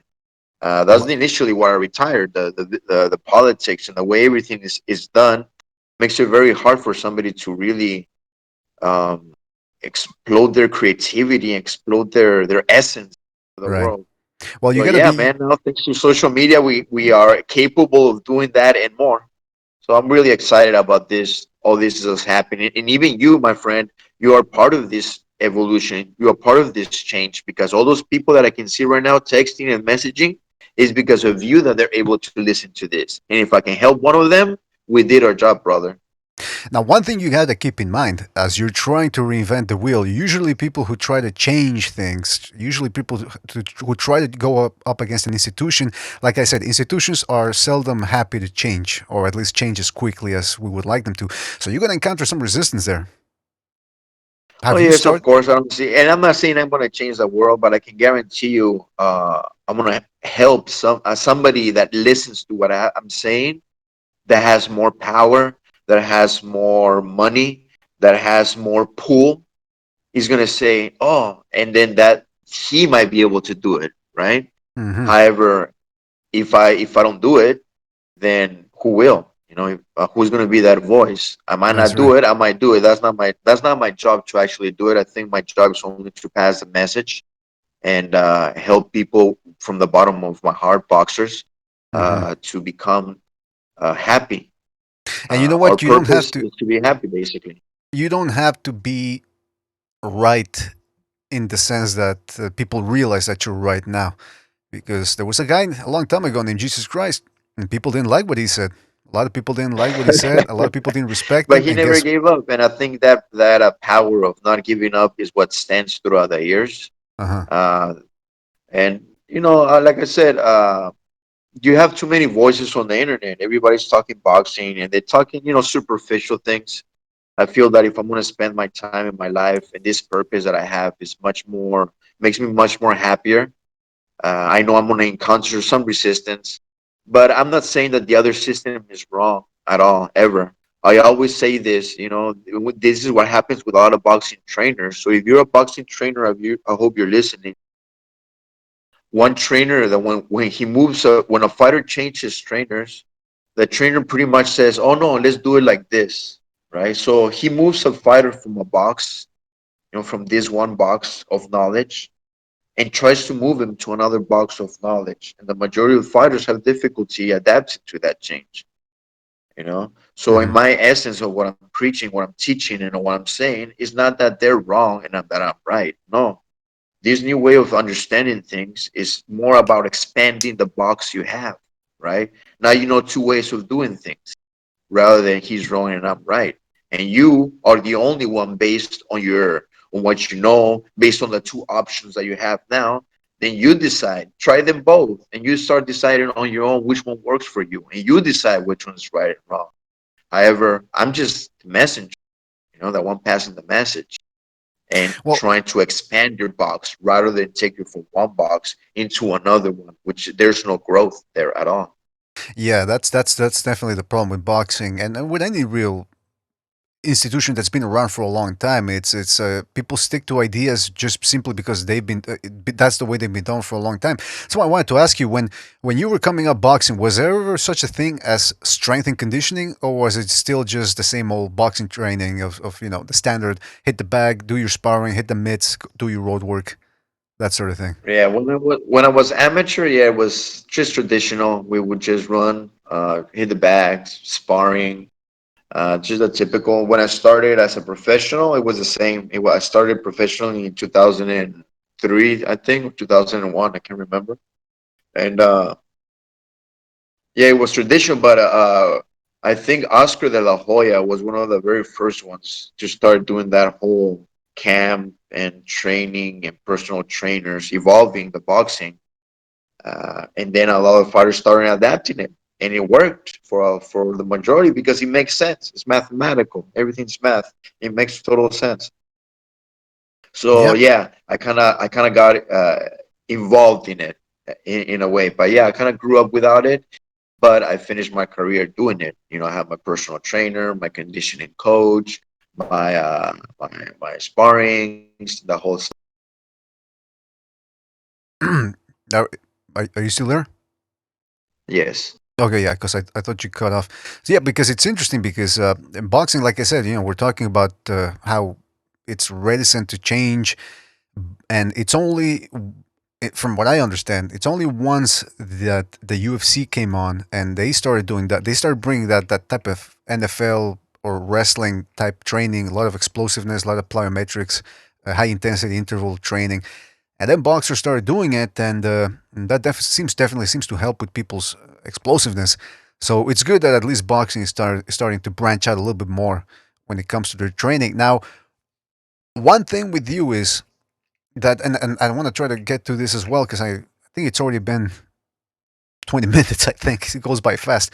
But I when you told you. started, all right, yeah, because we We haven't even. haven't even we probably haven't even gone over like the list of questions that you had, which is what do you think about Sean Porter's pants? Blah blah blah. Well, that's what people. Well, I don't have a list of questions. I'm just trying to have a Which is conversation. cool. See, Yeah, I mean that was a badass fight, that's for sure. You know, they're fuck great yeah, fighters. I fought Sean Porter, so I can personally tell you how tough and rugged and never giving up type of fighter he is.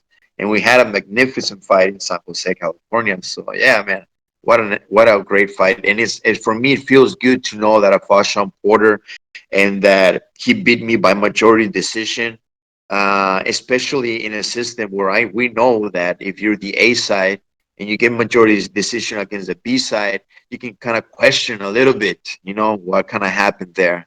So it makes me proud of the things I did, and it makes me realize that I was better than I always thought I was as a fighter. man. Listen, people don't, and we often talk about it on this show, or at least I try to voice it as much as I can. That most people don't understand how hard it is to be a professional boxer and to just to be a contender, just to be a top 10 guy in any division. I mean, think about it. Let's take the welterweight division. All right, you got the top 10 guys, right? And then you got 50 other guys Yeah. trying to make it onto the top 10, and any of those guys can kick, a guy off the street's ass in the ring. I mean, these guys are conditioned. They're training hard, or about as hard as they can with the time they've got and the money they've got. They've got skills, and then you got the top 10, and those are the guys that can beat on the lower 40 at almost any time. So most people don't understand how hard boxing is, or how quick. Like, for example, most people would look at your fights and say, oh, he's not fast. Yeah, getting the ring with this guy, and you're gonna see, you're gonna look like Sugar Robinson in there, because they don't understand how fast you have to be to compete at the professional level. Yes, of course. Everybody, every day is, the ones that want to get to the top, the ones that are hungry, the ones that love the sport.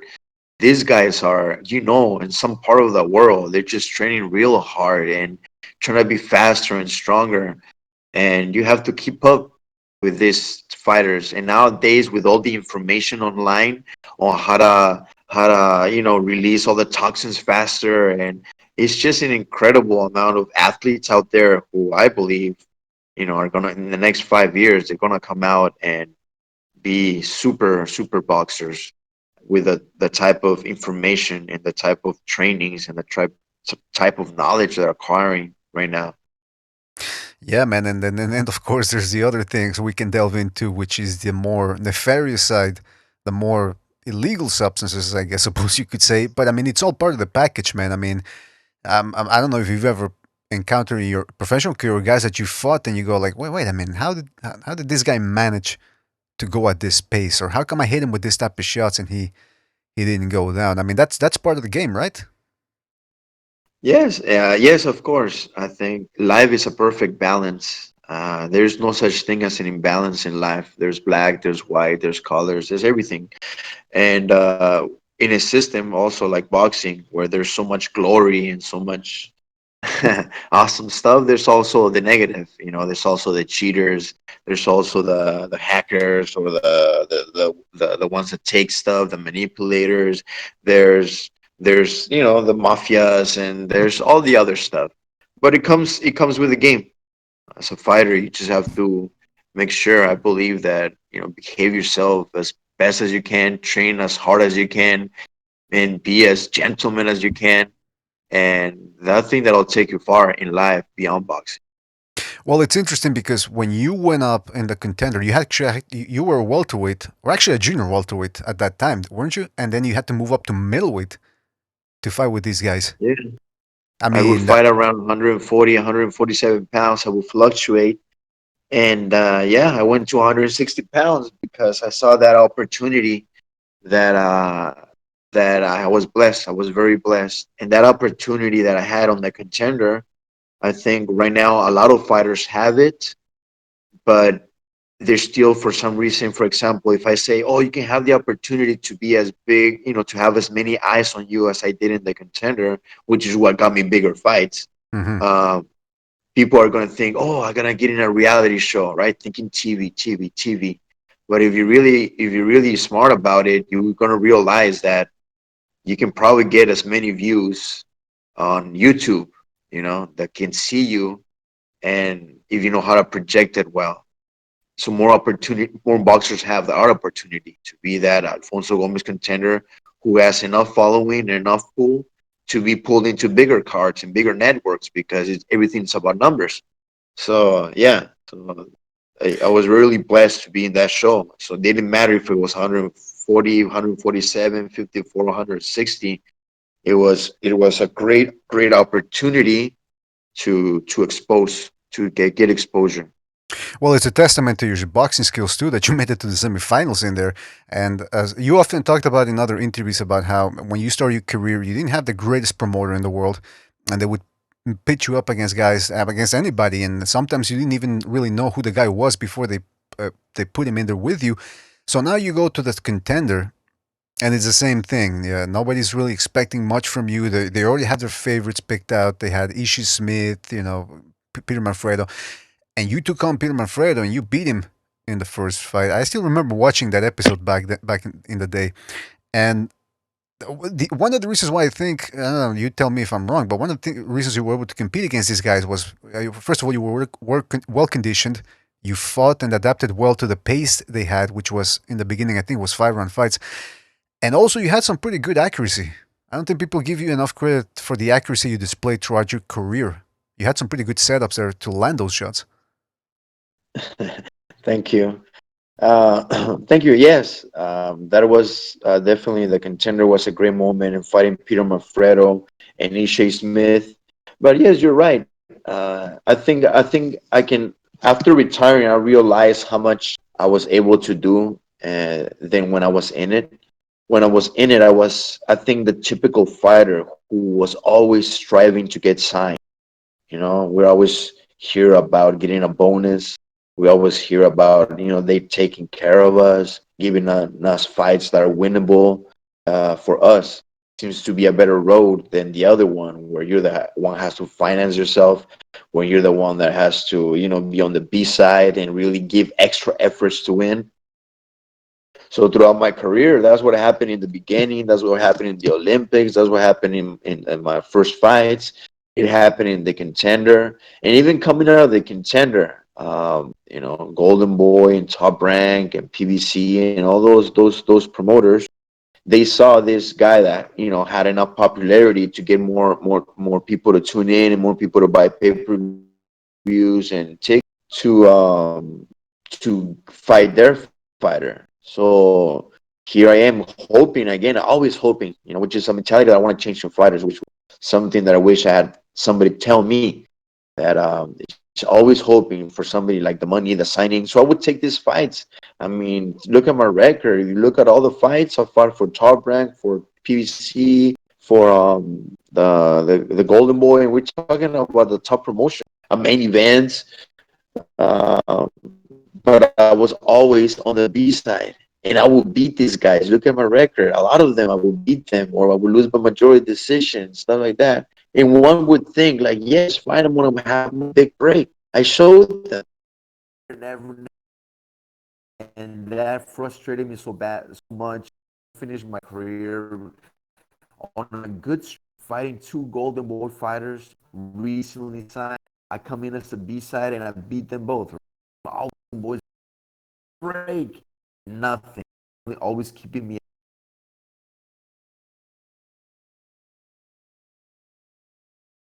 I only fought once, and that was very hard economically. So what I'm trying to say right now is that it was actually that I had to go through this struggle, because if you look at my record, I started wondering, wait a second. Throughout my career, I got exactly what I was always wishing for. Yet I didn't see it in that perspective. I always got the big fights.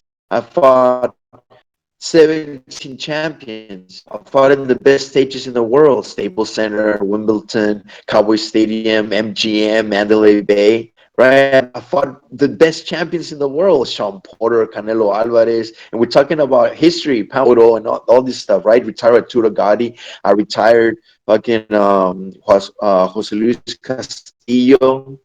I fought in the undercards of Mayweather and Pacquiao, the best fighters in history.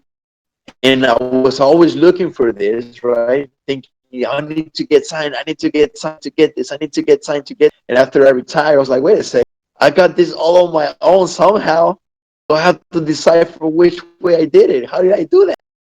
And that's why I came back to boxing, to illustrate a lot of fighters that if you have that mentality of always hoping, always wanting to be, it's going to be very hard for you to be for you to enjoy your process, right? For you to enjoy your process.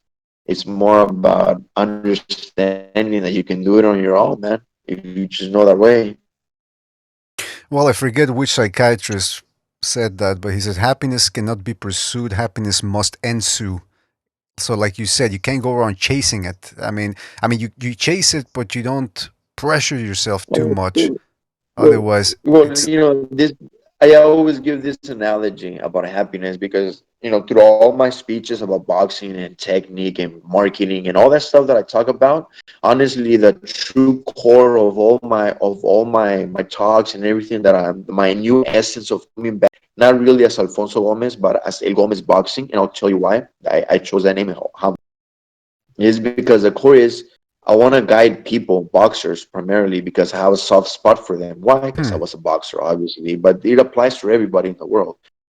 Of certain things that mental things that you need to do to be happy. Happy is the core of everything that I want you to do. That's why I always insist about the boxerpreneur, which is a term I coined myself. About boxer entrepreneurs, right? A boxerpreneur, about being a boxing influencer, meaning taking everything, all the opportunities online to generate income and generate automated self-sufficiency system because they're in place for you to take. There's no jurisdiction right now. Check it out.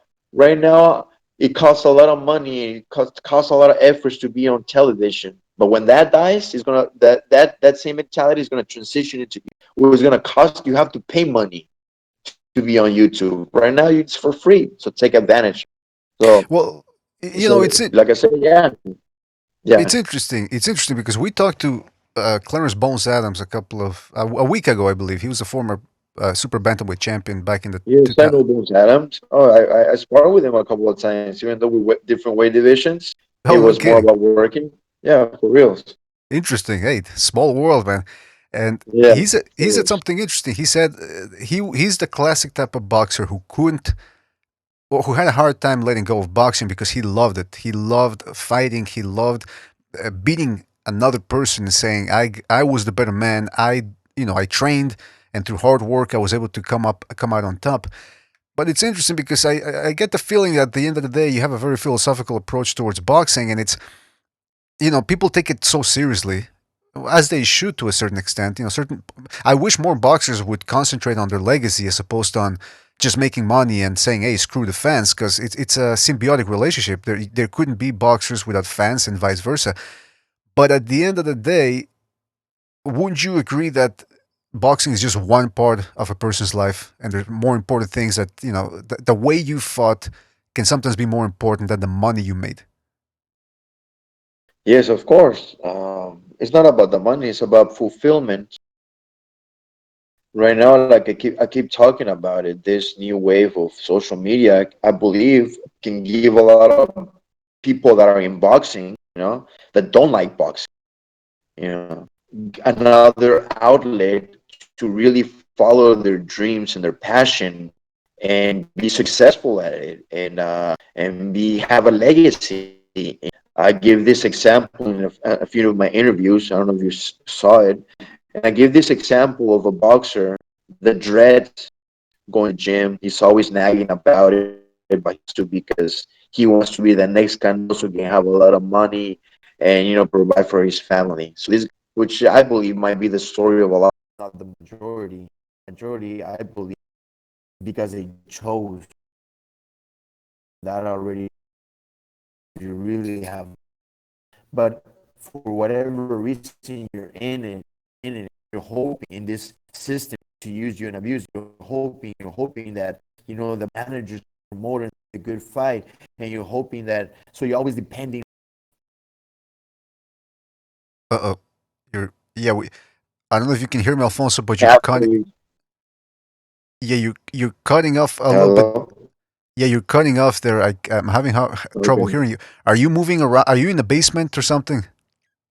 No, maybe because I was grabbing my headphones. I get so passionate about it. Yeah, yeah. Try not to move around too much because Yeah, you I got can't hear it. you. You're cutting off. That's why. Okay. Yeah. So this fighter that doesn't like to train, but he does it because he has to, or because somehow he wants to have a lot of money through it. Whatever it is, maybe his passion is cooking, right? So every Right. time he comes home from the hating the gym, he's so happy to go home, and he knows all the names of the ingredients and knows how to plate his thing. And he's so passionate about it, and he invites his friends to try his meals, right? But he just does it out of hobby, and then he has to go to the wake up early and run, something he doesn't like to do. Excuse me. So he's doing this right now. He's this person, this individual, is in an era where he comes home from his training that he doesn't like that much, and puts on his cell phone in front of his kitchen and starts talking everything he knows about his YouTube channel. He knows about the kitchen and the ingredients and the consistencies and the different flavors and the names and the he does it out of love and of pure love. This guy will grow his channel. He will have an audience. He will find out how to do the affiliate marketing, the sponsorships, and all that stuff. And suddenly you have a person, a human being. He was in a system that was not going to be very favorable to him because of a lot of ingredients, that now he's in a way towards that happiness, doing what he loves. Doesn't have to be about boxing. Obviously, I talk to boxers because that's who I am. I'm a boxer, but my teachings apply to anybody that's searching for that fulfillment aspect of life. It's interesting. Everything you're saying resonates. I hope it resonates with a lot of people. If it's not resonating now, because a lot of people, Alfonso, in this society we live in nowadays, they all wanna be famous. Most people, they want to be Mhm. famous for the sake of being famous, not because they want to be the best at something, not because they like singing or because they like painting or boxing. Oh, it's because they want to be famous. And I think a lot of that comes with the package of having low self-esteem. Some people have low self-esteem, and then they'll do whatever it takes to win at something, or become famous rather. And but then Well, when they get that fame, they realize, wait a minute, that's not gonna cure your low self-esteem. So they're never happy. In other words, they're always chasing. They're always behind the eight ball. yes, no, you're totally right. And I'm going to keep repeating it and saying it. We're at that era of great opportunity for somebody to find that fulfillment through means of doing what you love, even if what you love is to sit down in front of the computer and play Minecraft for millions of kids to follow you.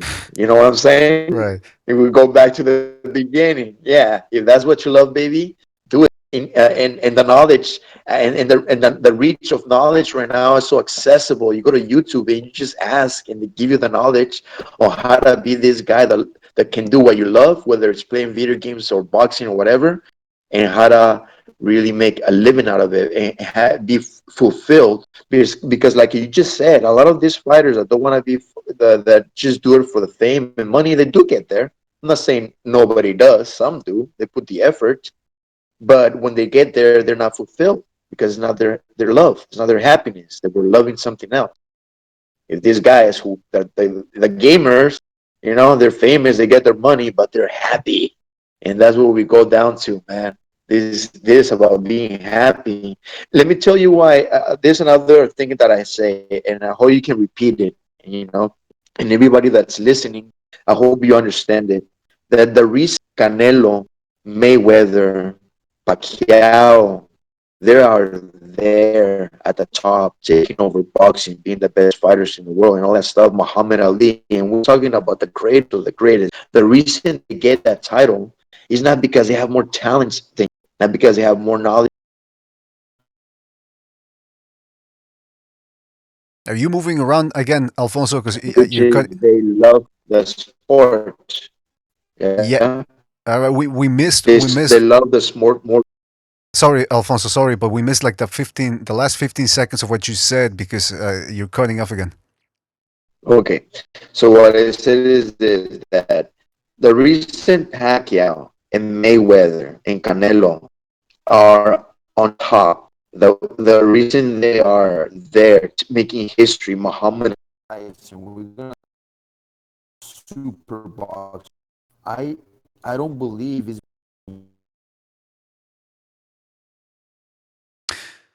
Because we correct. have the number one ingredient to get there, which is they love it more than you or me. They just love it. They just love it. So that's we go back to the core of things. If you love, Go listen to this box. All right. Well, listen, you're cutting off. into, sorry, I No, don't that's mean okay. to cut off. I'm really not moving. So Oh, how at what strength is your battery at? Is because maybe your battery's running out. no, I'm plugged in. My battery is good. Yeah, I don't know why you cutting off. Could you try logging off the like click leave call and then rejoin? Maybe that'll fix it. Can you hear me now? Better. Yeah. All right. It's because okay, I unplugged the headphones. I was speaking through headphones. No, I'm not. But if you can hear me better,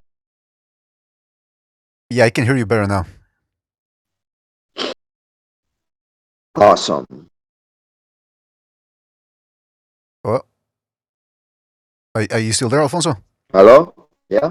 Okay, Yeah. yeah, Okay, so you guys can hear me better now? Yeah, yeah, yeah, yeah, yeah, yeah. a little Okay. bit. You So cut I off was every. saying, I'm sorry, don't mean to interrupt anybody. I'm basically going to what I was saying. The reason Canelo and those guys are on top, and the Mike Tysons and the Lees, the ones that changed the boxing, is not because they're more talented than us or more talented than you.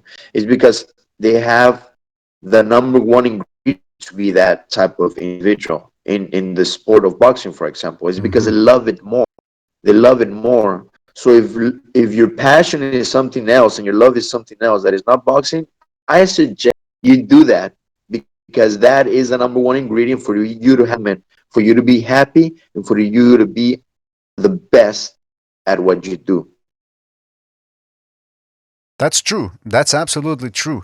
You have to like. That's why I was saying before when people, oh, I want to be a singer. Why? Well, because I want people to know me. Well, what type of reason is that? What type of motivation is that? You're never gonna be the best singer because usually the best people at something are the people that are analytical about it and that really love it and that they spend all their time doing that. And then we get to people because you know what?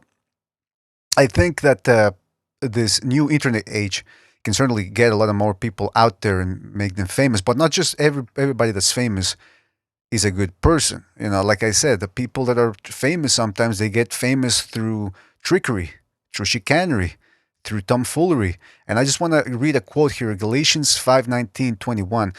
The acts of the flesh are obvious: sexual immorality, impurity and debauchery, idolatry and witchcraft, hatred, discord, jealousy, fits of rage, selfish ambition, and dissensions, factions, and envy. I warn you, as I did before, that those who live like this will not inherit the kingdom of God. And that's what I'm going here with people. You know, Alfonso, people want to be famous, but then they go in a rampage and they're selfish and this and that and they disseminate that through Facebook and social media, and then you have young people having the wrong message. So I think it's more than anything, like you're saying, it's being good, being passionate about something, and that sets the example for the young people so that they realize what good behavior is all about. Yeah, being an example is a primary thing. Speaking things to make people feel happy and positive. If you look through my feeds, which is something that I believe full heartedly, I believe that the world is just, two entities fighting to see who takes dominion of an individual, which is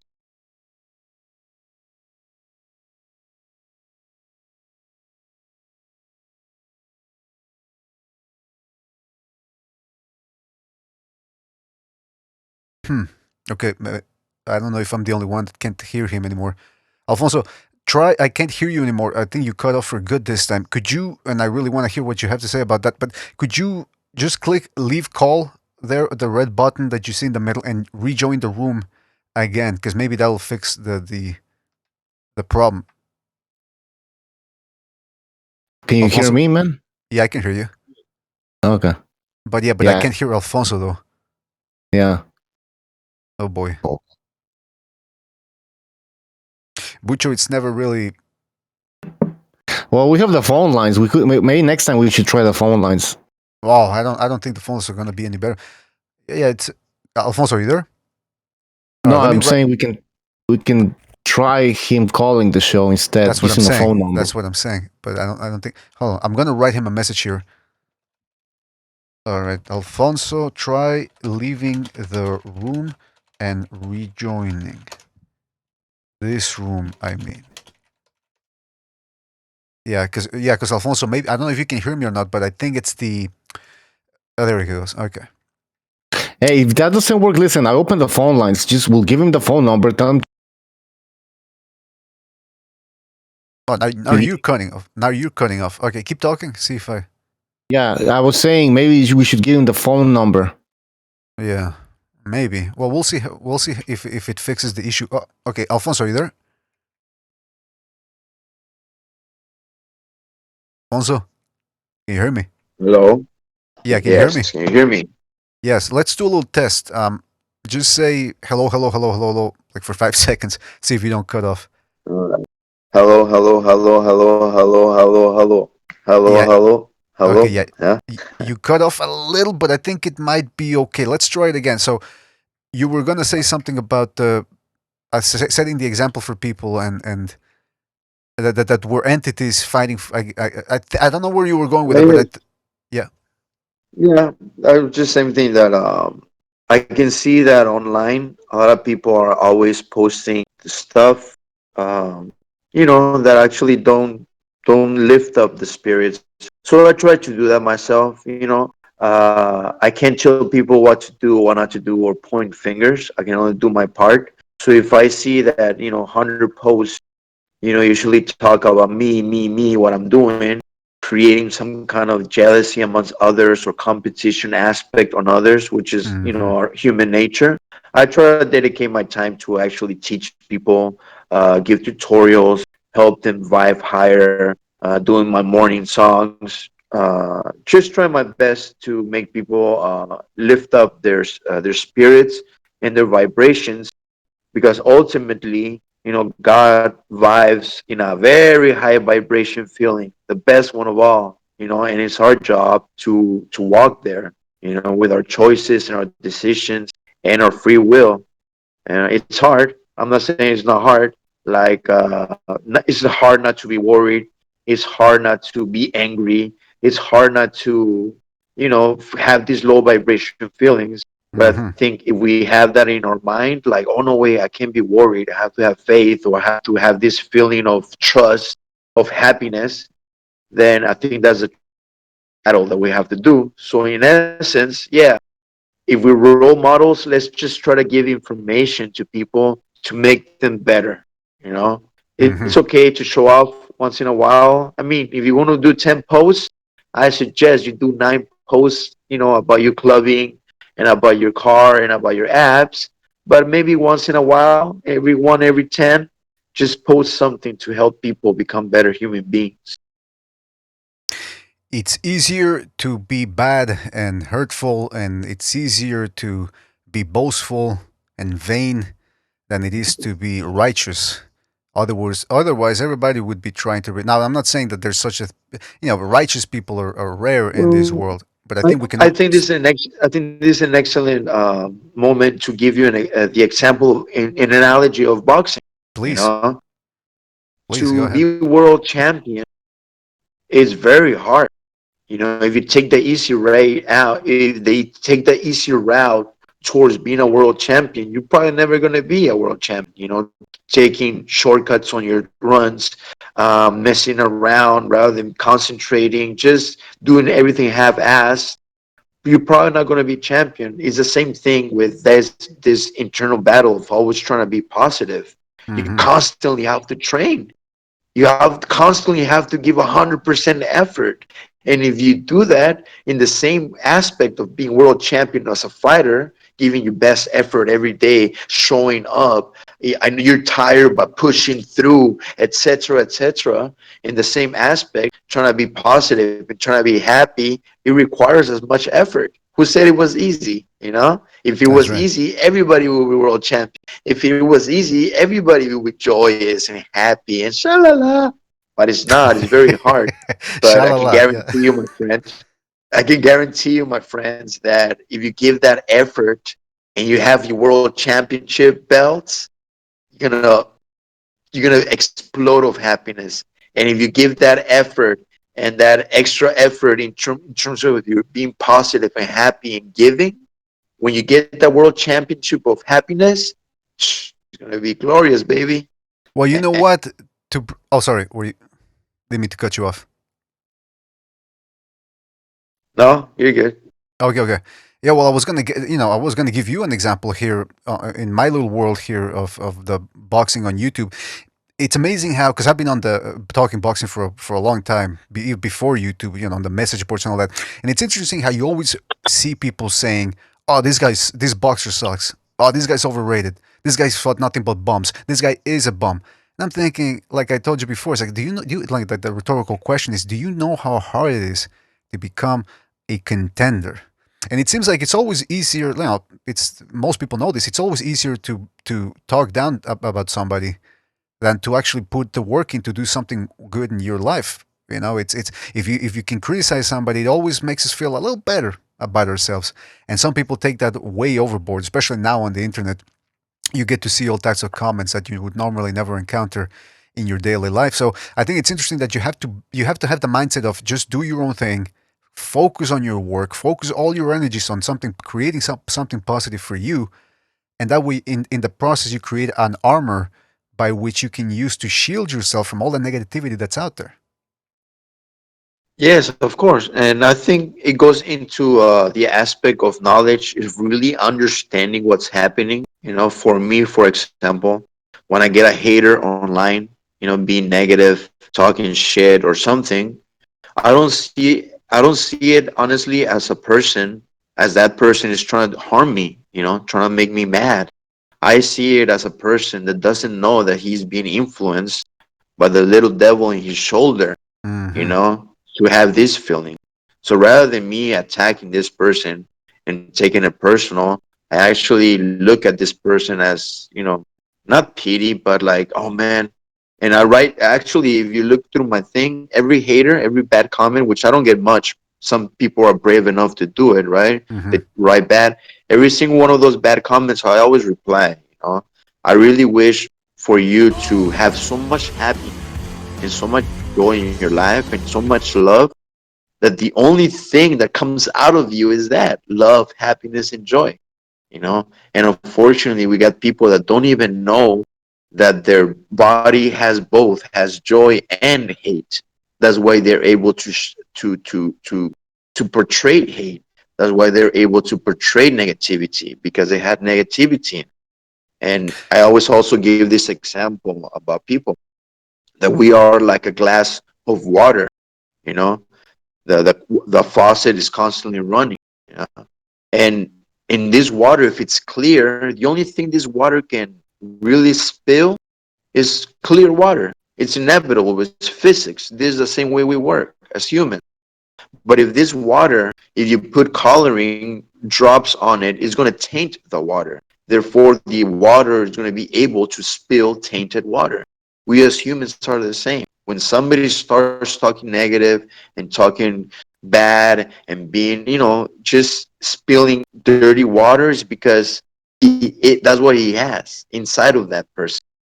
It's our job to understand this and try to clear our water purposely and give that effort to be the type of people that we only spill clear water so other waters can clear too. So Absolutely. yeah, that's what I do. Very well said. Very well said. Because again, most people know this from experience, and this is a trope that's been seen in all sorts of books and novels and movies, that hate that people have inside themselves, which is at the end of the day mostly hate about themselves, it will eat you up. It will eat you up. It will do you no good, and it will not do any good to the people around you. So that's my interesting thing. Is also, Alfonso, it's most people don't have a passion in life. You know what I mean? It's like everything that they do is passive. Hey, I'm gonna go watch TV. I'm gonna go play video games. Things that don't really consume you or that make you feel like you're taking advantage of your full potential. And so that leads to a lot of negativity too. A lot of bitchiness. You know, there's a lot of bitchy people out there. And if they would use that power of bitchiness and apply it to themselves to try to better themselves and the people around them, I think we'd have a much better society. Wouldn't you think? Yeah, yes, of course, it would be good, and it's up to people, I guess, that understand it, just to say it and keep saying it and try to live it. Trust me, it's hard for me. I do get mad. I'm not saying I don't get mad, and sometimes I get worried, and it's a balance of life. Life wouldn't be life without that same balance, but it's about how you balance it, in yourself. Uh, Basically how you balance it is the talent of balance, always trying to be, like I said, a positive person. And I speak primarily to boxers now. There's a lot of boxing fans listening, and boxers and maybe trainers, but when it comes to shit, I got a text and I lost my train of thought. And by the way, well, actually, I wanted to ask you because we said half an hour. We'll be talking for an hour now. I got caught I up. told you. I got caught up in this conversation because you know what? I came in here thinking. I think most people came in this episode thinking we're going to talk boxing. We actually ended up talking more about life and Well, about. the thing is this. Okay, I got my train of thought. It applies to boxing. Everything applies to boxing. We got a lot of boxers. Think about it. We got a lot of boxers feeling so negative about being a boxer. Dreading the trainings, hating being mad about it. Always searching to be a world champion because they feel that being a world champion is gonna make them happy, right? Mm-hmm. So if we actually deciphered how things are and put them in a fucking in a diagram, you're gonna realize that you're constantly in this low vibration feeling in your life. Going to the gym, dreading it, being mad, all this stuff. Always thinking that you're gonna have these high vibration feelings when you're champion, right? But it doesn't work that way. In order for you to be champion, because championships, money, fame, and glory, they do not they're not down here in the low vibration. They're up here in the high vibrations. That's why you're searching for them, because you feel that this championship and that this money is going to give you the high vibration, but it's wrong. The high vibration is going to give you the championship and the money. It's the other way around. So when it comes to boxing, I'm speaking to boxers. When you go to the gym and when things are happening in your life, always try to choose the high vibration feeling. Always try to like fight it and be champion of those feelings. And I can guarantee you that you will go to the gym joyous and happy about training and about making your diets and about being serious of your sport and all that. Inevitably the money is going to come and the championships are going to come, but you have to Mm-hmm. start with number one, knowing how it goes, how the domino effect goes. The domino effect is not like this: champion then happy. No, it's first happy then champion. There you go. Absolutely. Absolutely. And you're making a lot of sense with that because it's interesting how human beings sometimes we lose sight of what we actually want. We lose sight of the forest for the trees, or however that expression goes. Because I'll give you an example of what I mean. Boxers, they go to the amateur ranks, probably maybe fighting like you since they were 10 years old. So it does take a toll on the mind. Always going to the gym, always keeping up that focus and that consistency in the gym and that discipline. So when they get to the pro ranks and they have to deal with the politics, and now they start receiving money and they got to deal with the promoter and the wife and people trying to get money off of it and all that, it can get hard to stay motivated. So a lot of these people, what do? Like you said, some of them, they don't like the training, so they start slacking off. But like you said, if you lose track, the end goal is not the championship, it's the road to the championship. It's the experience of living as a world-class boxer, something that you're never going to get again because it's a short window of time before you start slipping physically. And then what happens when you start slipping physically? A lot of these boxers, what do? They keep fighting. They retire and then they want to come back because they miss it. Well, if you miss it, why didn't you take advantage of that experience while you were boxing? Because that's humanity in a nutshell. We lose track of what's in front of us, the opportunities and the enjoyment that we can get at the time. I love how you phrased it. It's perfect how you phrased it. It's not really about just loving the end of the road. It's about really enjoying the process and loving it and sharing it, experiencing it, and that feeling of loving the road, the way towards that championship or towards that happiness or towards that business, whatever it is, actually enjoying the process is what gets you to whatever you want. And those are things that I speak now because when I was boxing myself, I didn't see it like that. Right. I saw it later in life when I really had when I really touched rock bottom in many senses. Huh. Mentally, spiritually, physically, financially, etc., etc. And I had a really, really tough time. For a whole year until I believe that somehow God helped me go through this really bad time in my life so I can come out and have this newfound knowledge on a lot of things in my life. And then we break it down into boxing, and then we break it down even deeper into like diets and whys and wheres. And it's like so much knowledge has come upon me that I just feel so blessed to have this opportunity to speak it through your channel, so people can listen and understand. Yes, I still talk about how to throw a jab. Yes, I still talk about how to lose weight more properly and the whys and really decipher the ways. But my true purpose is to really give you that awakening, to boxers Absolutely. and boxing fans and everybody, some kind of awakening that will help you in your life, whether you're a boxer or not.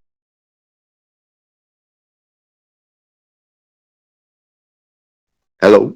Yeah, yeah, yeah. I think I thought I didn't know. I wasn't sure if you cut off at the end or if you had made your Right. point. But it's true, man. I Okay. mean, it's because I didn't want like what you did in boxing. Is you have to be very proud of that. It's a great career. You fought some of the best. You fought against the odds, and you came out on top. But boxing, it's a flash in the pan. It's about a professional career is about 15 years, maybe 20 if you're one of the all-time greats, where you can stay on top for longer than average. But then it's over, and you have to move on, and you have to continue finding your purpose. And sometimes the best purpose is helping people or leading by example. I don't want to bore people too much. I'm pretty sure there's already bored people out there. But hey, listen, guys, this episode, it is what it is. If you came here for the boxing and turned into something else a long time ago, so either you like it or you don't. No, I was actually gonna suggest right now that Yes. all the people that are listening and doing this, if you can write your name, where you're from, and your question, I will answer it. Because I All know right. you have a lot of boxing questions and stuff like that. Well, So I let's would do like that. to give them the opportunity to do that, to interact with me that way. Because let's talk boxing. What questions do you have? Well, I Yeah, have a let's do few that. questions here. Yeah, let's give the All people a right. little bit. Let's give the people a little bit. Bucho, can you hear me? Yeah. Let's give the people a little bit what they want. Because Alfonso, you have It's to come back. Alfonso, you have to come back and to continue this discussion another day. We'll tell people Yes, in of advance. course. Listen, it won't be any boxing talk. We're actually going to be talking about something else. But it's hey, listen. At the end of the day, if you want to reach, you can reach and say that this is all related to boxing. So I don't understand why people wouldn't enjoy this No, conversation. But at the end of the day, I can just say follow me on at El Gomez Boxing, on my Twitter, Facebook, YouTube, Snapchat, LinkedIn, and TikTok, which I'm constantly talking about this if you want to hear more stuff about it.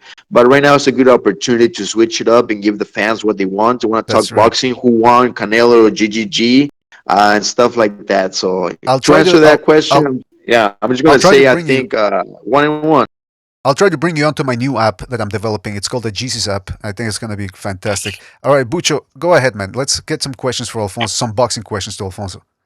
Okay, Gonzalo asks, does Canelo honestly hit hard enough to the body where he can trouble a light heavyweight in Kovalev? He does hit very hard. And I don't know if he's going to be able to really hurt Kovalev, but we have to understand that Kovalev, he is older. You know, we as we get older, punches hurt more, especially body punches. You know, where it's where the all stamina is. So I believe Canelo's strategy will be definitely to go to the body early in order to take, to take the legs away from Kovalev because if I were Kovalev, I would always try to stay on the outside, use my reach, use my jabs, box, box, box. And yeah, I think he has the opportunity to do it. Hmm. Okay, another question. Doc is asking, what did you think about the Spence Porter fight, and what did you write? What is Porter's power like? I thought the fight was very exciting. I'm really happy that these fighters were able to bring that type of excitement to boxing.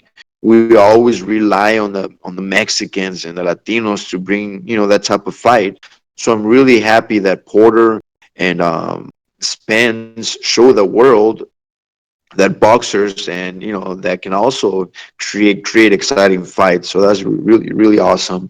In terms of Porter's style, I mean power, he does hit pretty hard, but not as hard obviously as Canelo or Cotto or some of the other fighters that I faced.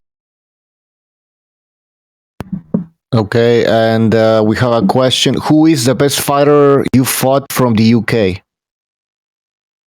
From the UK. Oh, I don't know. Who did I fight from the UK? I think I fought on. I mean, I fought in the UK once during the Contender, one of their series. It was called the Contender, USA versus UK, Hmm. and I fought a kid. His name, I'm forgetting his name. Marvin Concepcion, Martin, and I guess he's the only one. He's the only fighter I fought from the UK. Who does Gomez think will win between Spence and Terence Crawford? I think Spence right now is on a really good roll. His momentum is great.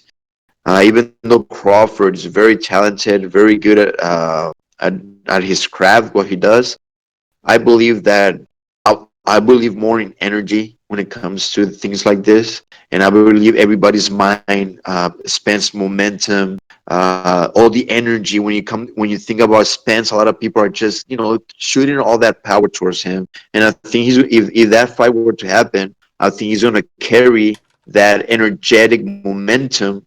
Besides his talent and his skills, which they're as good as Crawford's, but the difference we might be that the aspect of energy, momentum leaning towards him.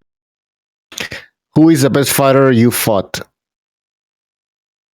The best fighter I fought, oh man, shit, I fought great fighters. I fought Arturo Gatti, Miguel Cotto, Canelo Alvarez, Jose Luis Castillo, Sean Porter, just to name some of the champions, the top champions I fought. I really can't pinpoint anyone, but I guess the toughest fight I felt was against Cotto.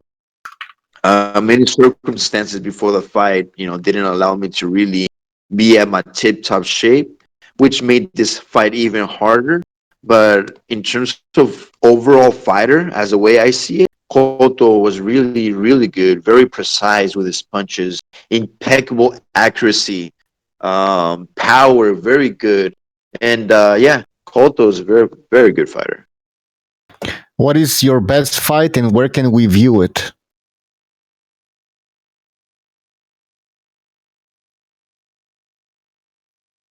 Out a bit. Oh, my I believe was that really gave fight legends after that point. I'm gonna say he was a very first fighter with big name that really gave me that push into more mainstream boxing and gave me that chance to fight Canelo and all those the other fighters that I just mentioned. So Gatti for me is the highlight of my boxing career so far, and you can always watch it on YouTube, or you can always go at El Gomez Boxing on my YouTube channel Twitter, Instagram, Facebook, Snapchat, LinkedIn, TikTok, etc. Do you think Canelo is a cheater? I don't know. I don't think he's a cheater. He works fucking hard. I don't think he has that necessity. When it comes to, I believe when it comes to boxers itself, cheating, especially when you're on that top level, uh, is more. I believe. Don't take my word for it. It never happened to me. I've never seen it happen. But I believe it's more of the behind the curtains, the mafia, the ones putting the money, the ones betting, are more of the ones, I guess, tainting food or here and there, providing the fighters with PDs, etc., etc. I don't know, but I don't think it's the fighter himself purposely doing it. uh, Bucho, you got more Yes. questions there? Yeah, you can There's see a the lot. chat room. Yeah. Um, do you think that Floyd took PEDs for the money fight? Um, I don't know. Honestly, I don't know. I never think about things like that. They're like honestly in my mind, that's like minuscule thinking. It takes away from other thoughts that I think about than whether Floyd took PEDs or not. I was doing a show with Sylvester Stallone, like, Oh man, imagine seeing Rock, dude. Before growing up with Chavez, who's my boxing idol at one point, I grew up watching Rocky. Rocky was my very first, I guess, boxing influence, if you think about it. And many years later, I'm on a show with him, hang out with him, talk to him, pick his brain, go play golf, and have other interactions after the show. So it was a blessing. So it was a blessing to be able to be in that show with him. I have a question real quick before Bucha pulls up another one. Did you ever at one point feel Gaddy's power during your fight? Actually, no, I didn't. I was that fight was very important to me because one of my dreams before was to have fight of the year. I don't know, it was just something that I really wanted to have on my record. And I felt like when they say you're gonna fight Gotti, in my mind I was like, oh my god, I'm gonna have that opportunity finally. So there were moments in the fight where we started to engage, and I swear to you, in that moment, I thought to myself as we were engaging, it's gonna happen. There's a moment that's gonna happen. That back and forth fight of the year type of event. But he decided, because obviously it makes sense, because I was a bigger fighter, bigger than him. He decided to box and move and not really engage and give me that opportunity. But in terms of his power, I didn't feel it. So yeah. And by the way, people every time people ask a question now, they're telling us where they're from. They're taking a page out of Nordic Boxing's playbook and they're telling us where they're from. You don't need to tell us where you're from, guys. We already know where you're from, first of all. Uh, Bucho, you got another question there from the people? I think did you select one? Bucho, can you hear me? Myself? No, Bucho, my co-host. Bucho's got Okay, okay. he's picking questions from the chat room, but I don't know if he's already picked one. sorry. What's the most incredible match Gomez has seen? Oh, the most incredible match I have seen. There are a couple, but the one that really pops in my head is obviously the Arturo Gotti, Mickey Ward fights, and the Jose Luis Castillo Corrales fights. Those are very incredible fights. They're the type of fights you make movies from, type of thing. So I really enjoy those fights. Very incredible display of courage and everything. Yeah, Ask cinematic. Gomez if he thinks Benavides will do better at 168 than Zurdo Ramirez. Man, Benavides is man. That guy's good, very good. And I believe he has a lot of power. And Zurdo, I think he's good too. They're both great fighters. But like I said, I keep going back to the terms of momentum and energy and how everything is placed. Benavides right now has that on his side, and he actually could do very well at 168 if he decides to do that. Hey, Bucho, did you read Doc's question? Because I think it was one of the first ones you wrote down. I did. Okay. What do you think about Nigel Benn coming back at age 55? Whew, I don't know. I really don't have. I do have thoughts about it, but I really haven't placed them to really give you my opinion. But in overall, I think down to it, go for it. I mean, they should really test that he's good, that he's agile. If he feels he needs closure, because I've heard his interviews, if he feels he needs that, then I would support him to do it. Obviously, I wouldn't put him against, Canelo or those guys that are just in that momentum. But him coming back and fighting maybe another fighter who's not as active and older in age, etc., etc. Why not? Which arena did you enjoy fighting in the most? Man, all of them, every arena is awesome, especially when we see them for the first time. But the most impressive was the Cowboys Stadium, 60,000 people in the undercard of Manny Pacquiao fighting a true living legend, Jose Luis Castillo, which I knock out in the fourth round. And it was the big Megatron, the 50-yard Megatron on top, 60,000 people screaming. It was just an amazing event and an amazing arena to fight. Were So you I'm ever? gonna say that one. Was there ever a point during the fight where you're afraid that whole thing was gonna fall down on you? Yeah. No, it never crossed my mind, but Uh, man, that's crazy. it It's would have crossed Castillo a mine. hard puncher. That's funny. Is Castillo a hard puncher? Oh, Castillo. I don't remember feeling his power actually. Didn't have the opportunity. I think I boxed him well.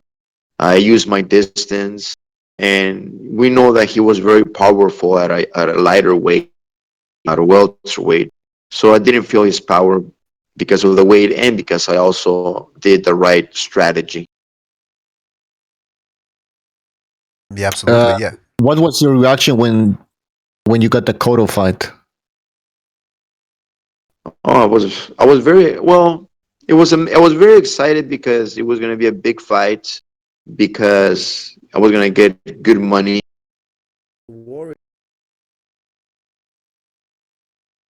because the fight previous to that with Ben Taki, I broke my left hand, my left knuckle, my left hand, and I only had a few months to recuperate.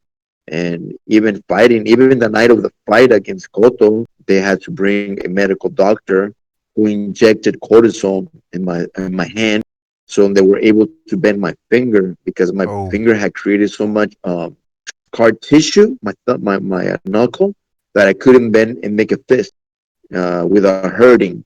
So they had to do that in order to fighting. So my preparation, my whole thing really was bad. So I was a little worried about it. But overall, very blessed to fight legends in that caliber and to get that type of money. What do you think about bare knuckle boxing? Um, I don't know. It's a pretty good sport. Seems good. I do remember Molinaji tried it and lost. That's that's kind of weird, but against an MMA fighter. But we have to understand, there's one difference, a different game. It's not even MMA or boxing. It's a little bit of both. And yeah, it's pretty exciting. I think if they offer me enough money, I would do it. Or not enough oh, money, but like if it makes sense, basically, in terms of what I'm trying to do here in my new I guess comeback to boxing. Did you feel Canelo's power before the stoppage? No, I didn't feel it as hard. It was more about his lack of accuracy. I'm gonna dare say. Like I said, Canelo's very precise and very accurate. So wherever he punched, I would feel some sort of like wobbly, or it would hurt, or it would be lazy. And Canelo was more very powerful punches, but they weren't so precise. They just hurt. They weren't like very effective. But it the accumulation Um, giving that much. So he got me with a good uppercut, and I backed up, and then stopped. Can you rap for us, please? Can I rap for Can you you? sing that Canelo song that you wrote? I Well, write hold some on. He's songs all the cutting. time. He's cutting off. Yeah, you're cutting off a little bit now. That's the problem. We don't want to. We certainly don't want you to start rapping and then start cutting off here with the signal we've got. So we'll save the rapping for another time. We want you Yeah. prepared. You got to warm up first. It's like a fight. You don't jump in the ring without warming up. You got to warm up. You got to shadow box a little bit, skip rope, hit the pit, hit the mitts.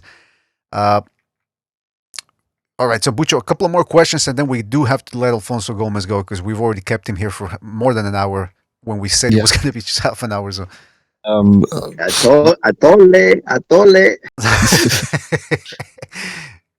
that's pretty much it, man. Yeah.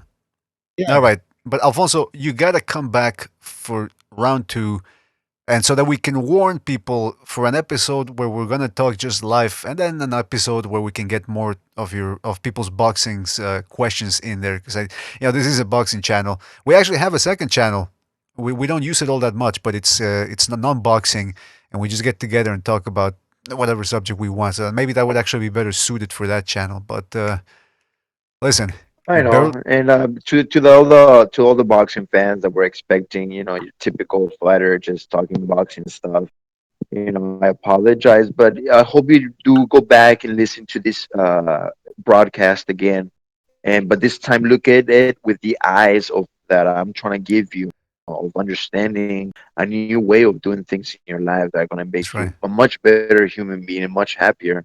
And if you're a boxer, hey man, go for it. Do your YouTube channels and investigate and Google. You can always follow me at El Gomez Boxing, where I'm constantly giving information. As a matter of fact,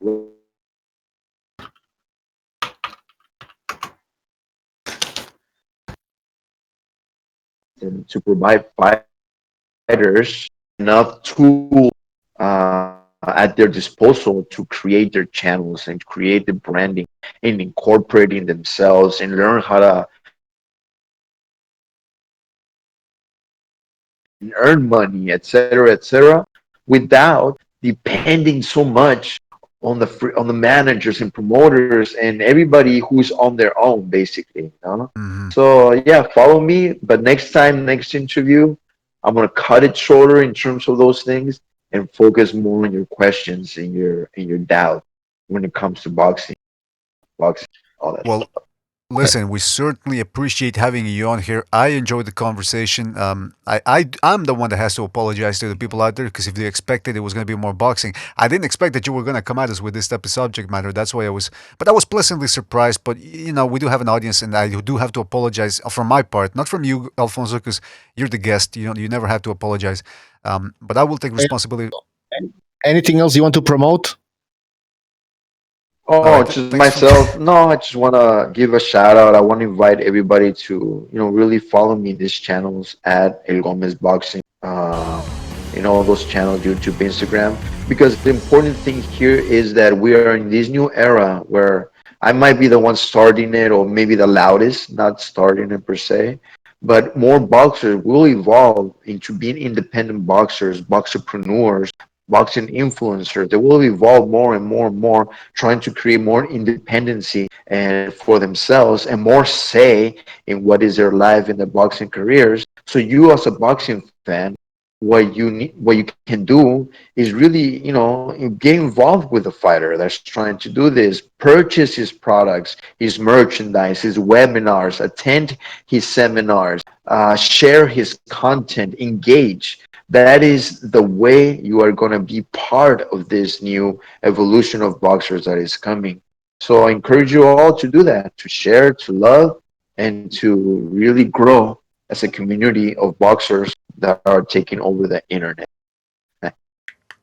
And by the way, before we do go, I want to give a shout out to Revolucion who just donated via the super chat, and he had a question about Najai Turpin from the Contender, who was one of the guys that lost there, but he was certainly one of the skilled fighters, and unfortunately later on ended up committing suicide. So, Revolucion, we'll get to your question next time, or Bucha, should we ask it now or just maybe Go try to keep. ahead, ask it. I mean, it doesn't matter. All right. So yeah. The question was. Hold on a second. I gotta find the question now. Butcher, do you have it? Or maybe Revolucion. If we can't find it, can you post it again? Rest in peace. No. But he had a question before that regarding. Yeah, I think he asked whether there was a benefit or anything for his family. Oh, well, I think, yeah, I think the contenders did a benefit. I myself, when I was starting coming out, I had a little website where I tried to do something, but it did never really picked up on my end. And I don't know if probably the contenders also, since the contender whole thing died out, I'm sure that idea died out as well. And it was very unfortunate, very tragic that they had to go through that, and the family had to go through that. So may he rest in peace and all my blessings to the family. Absolutely. And also shout out to Box88 who donated via the super chat. He said, "Thanks for the guest, Alfonso Gomez. Blessings, indeed, blessings right back to you, Box88." So listen, Alfonso, feel free to come back anytime. Thank you for giving us your time. Really appreciate it. Really Mr. enjoyed the talk. BDA, Yes, am I Gonzalo. live? Yes, you are. Alfonso, thank you for coming. All this information, after we get a time to digest, if we go back, like you said, is very valuable. And your insight is really appreciated. Hey, te quiero mucho, carnal. Saludos. Mi jefe es de Ocotán, Jalisco, Ocotlán. I got the bloodline, bro. But anyway, Un I'm saludo. not trying to fanboy, but hey, my respects, dude. Thank you. Appreciate it so much. And yes, look, we already have coaches telling you how to box and managers to manage you. And basically, everybody has a department in boxing. It just happens to be that in this new era, in this new wave, in this new golden fever of this thing that's happening, there's no really voice telling you anything. So I decided to take on that role, and it might be weird right now, for you to come into a boxing site and hear about this stuff, but but believe me when I tell you that later, in a few years, in 1 year, in a few months, I really don't know. There will be more boxers taking time to instruct other people and other fighters, not only in boxing but in business aspects, marketing, and et cetera, et cetera. So, maybe I should just dissect it more and cut it more short. But I'm so passionate about it that sometimes I go a little longer than I should. No, man, I appreciate it. I appreciate you coming here, and I really enjoyed this talk. That's why it went by so fast. Otherwise, it would have gone slow. You know what I mean? I So, love you, brother. I love you. I love you. You're a good dude. Thank you, guys. You guys are absolutely awesome. And just let me know when the next one is. And yeah, I'll be prepared like always. Sign fantastic. up to the channel, BDA Boxing. And we're gonna leave the links on the description of this video for Alfonso Gomez's social presence, his Instagram and his Facebook, and all that good stuff. Butch has been posting it in the chat room nonstop for the past hour, so check that out. And we gotta support everybody here in the boxing community. So, what else? I think we about said it all, man. We talked a little bit about Golovkin. We had Alfonso Gomez here, who was gracious enough to give you some of his time to talk boxing and life. And don't forget, guys, keep on watching. Thank you for your support. Thank you for the super chats. Thank you. More importantly, thank you for listening, and thank you for supporting this channel. And anything else you want to say, guys, before we go? No, Thanks, I think BDA. Thanks, Peace, man. mucho, and thank you to all the chat, the and thanks. listeners. You know what? Thanks to everybody also. Thanks to Alfonso Gomez. I forgot to say thanks to everybody also for your questions. We'll try, if we get Alfonso Gomez back on the show, we'll try to get to more of your questions because we didn't even scratch the surface of his boxing career. So we'll certainly get to that. So thank you, guys. That's about it. I want to give a shout out to Chris K, Gonzalo, Revolucion, and Box88 who donated via the super chat. Thank you guys for your support. You keep the gravy train rolling. And thanks to everybody in the chat room too, all the listeners. I want to give a shout out to Nes Mendoza, Marshall Ministry, Overhand, Hawker Mustang, Duck, Nordic Warrior, Triple JJJ, The Punisher, Walter Murrison, Unbiased Boxing, my homegirl Bay Area. Who You else? guys see me? Yeah, we can see you. Yeah, oh man, I should have known. Ah, that's okay, man. Next time. No, time. I'm telling you. Yeah, I'm telling you because I did even the setup. I got my lights and I got everything. Try to set it up as best I could.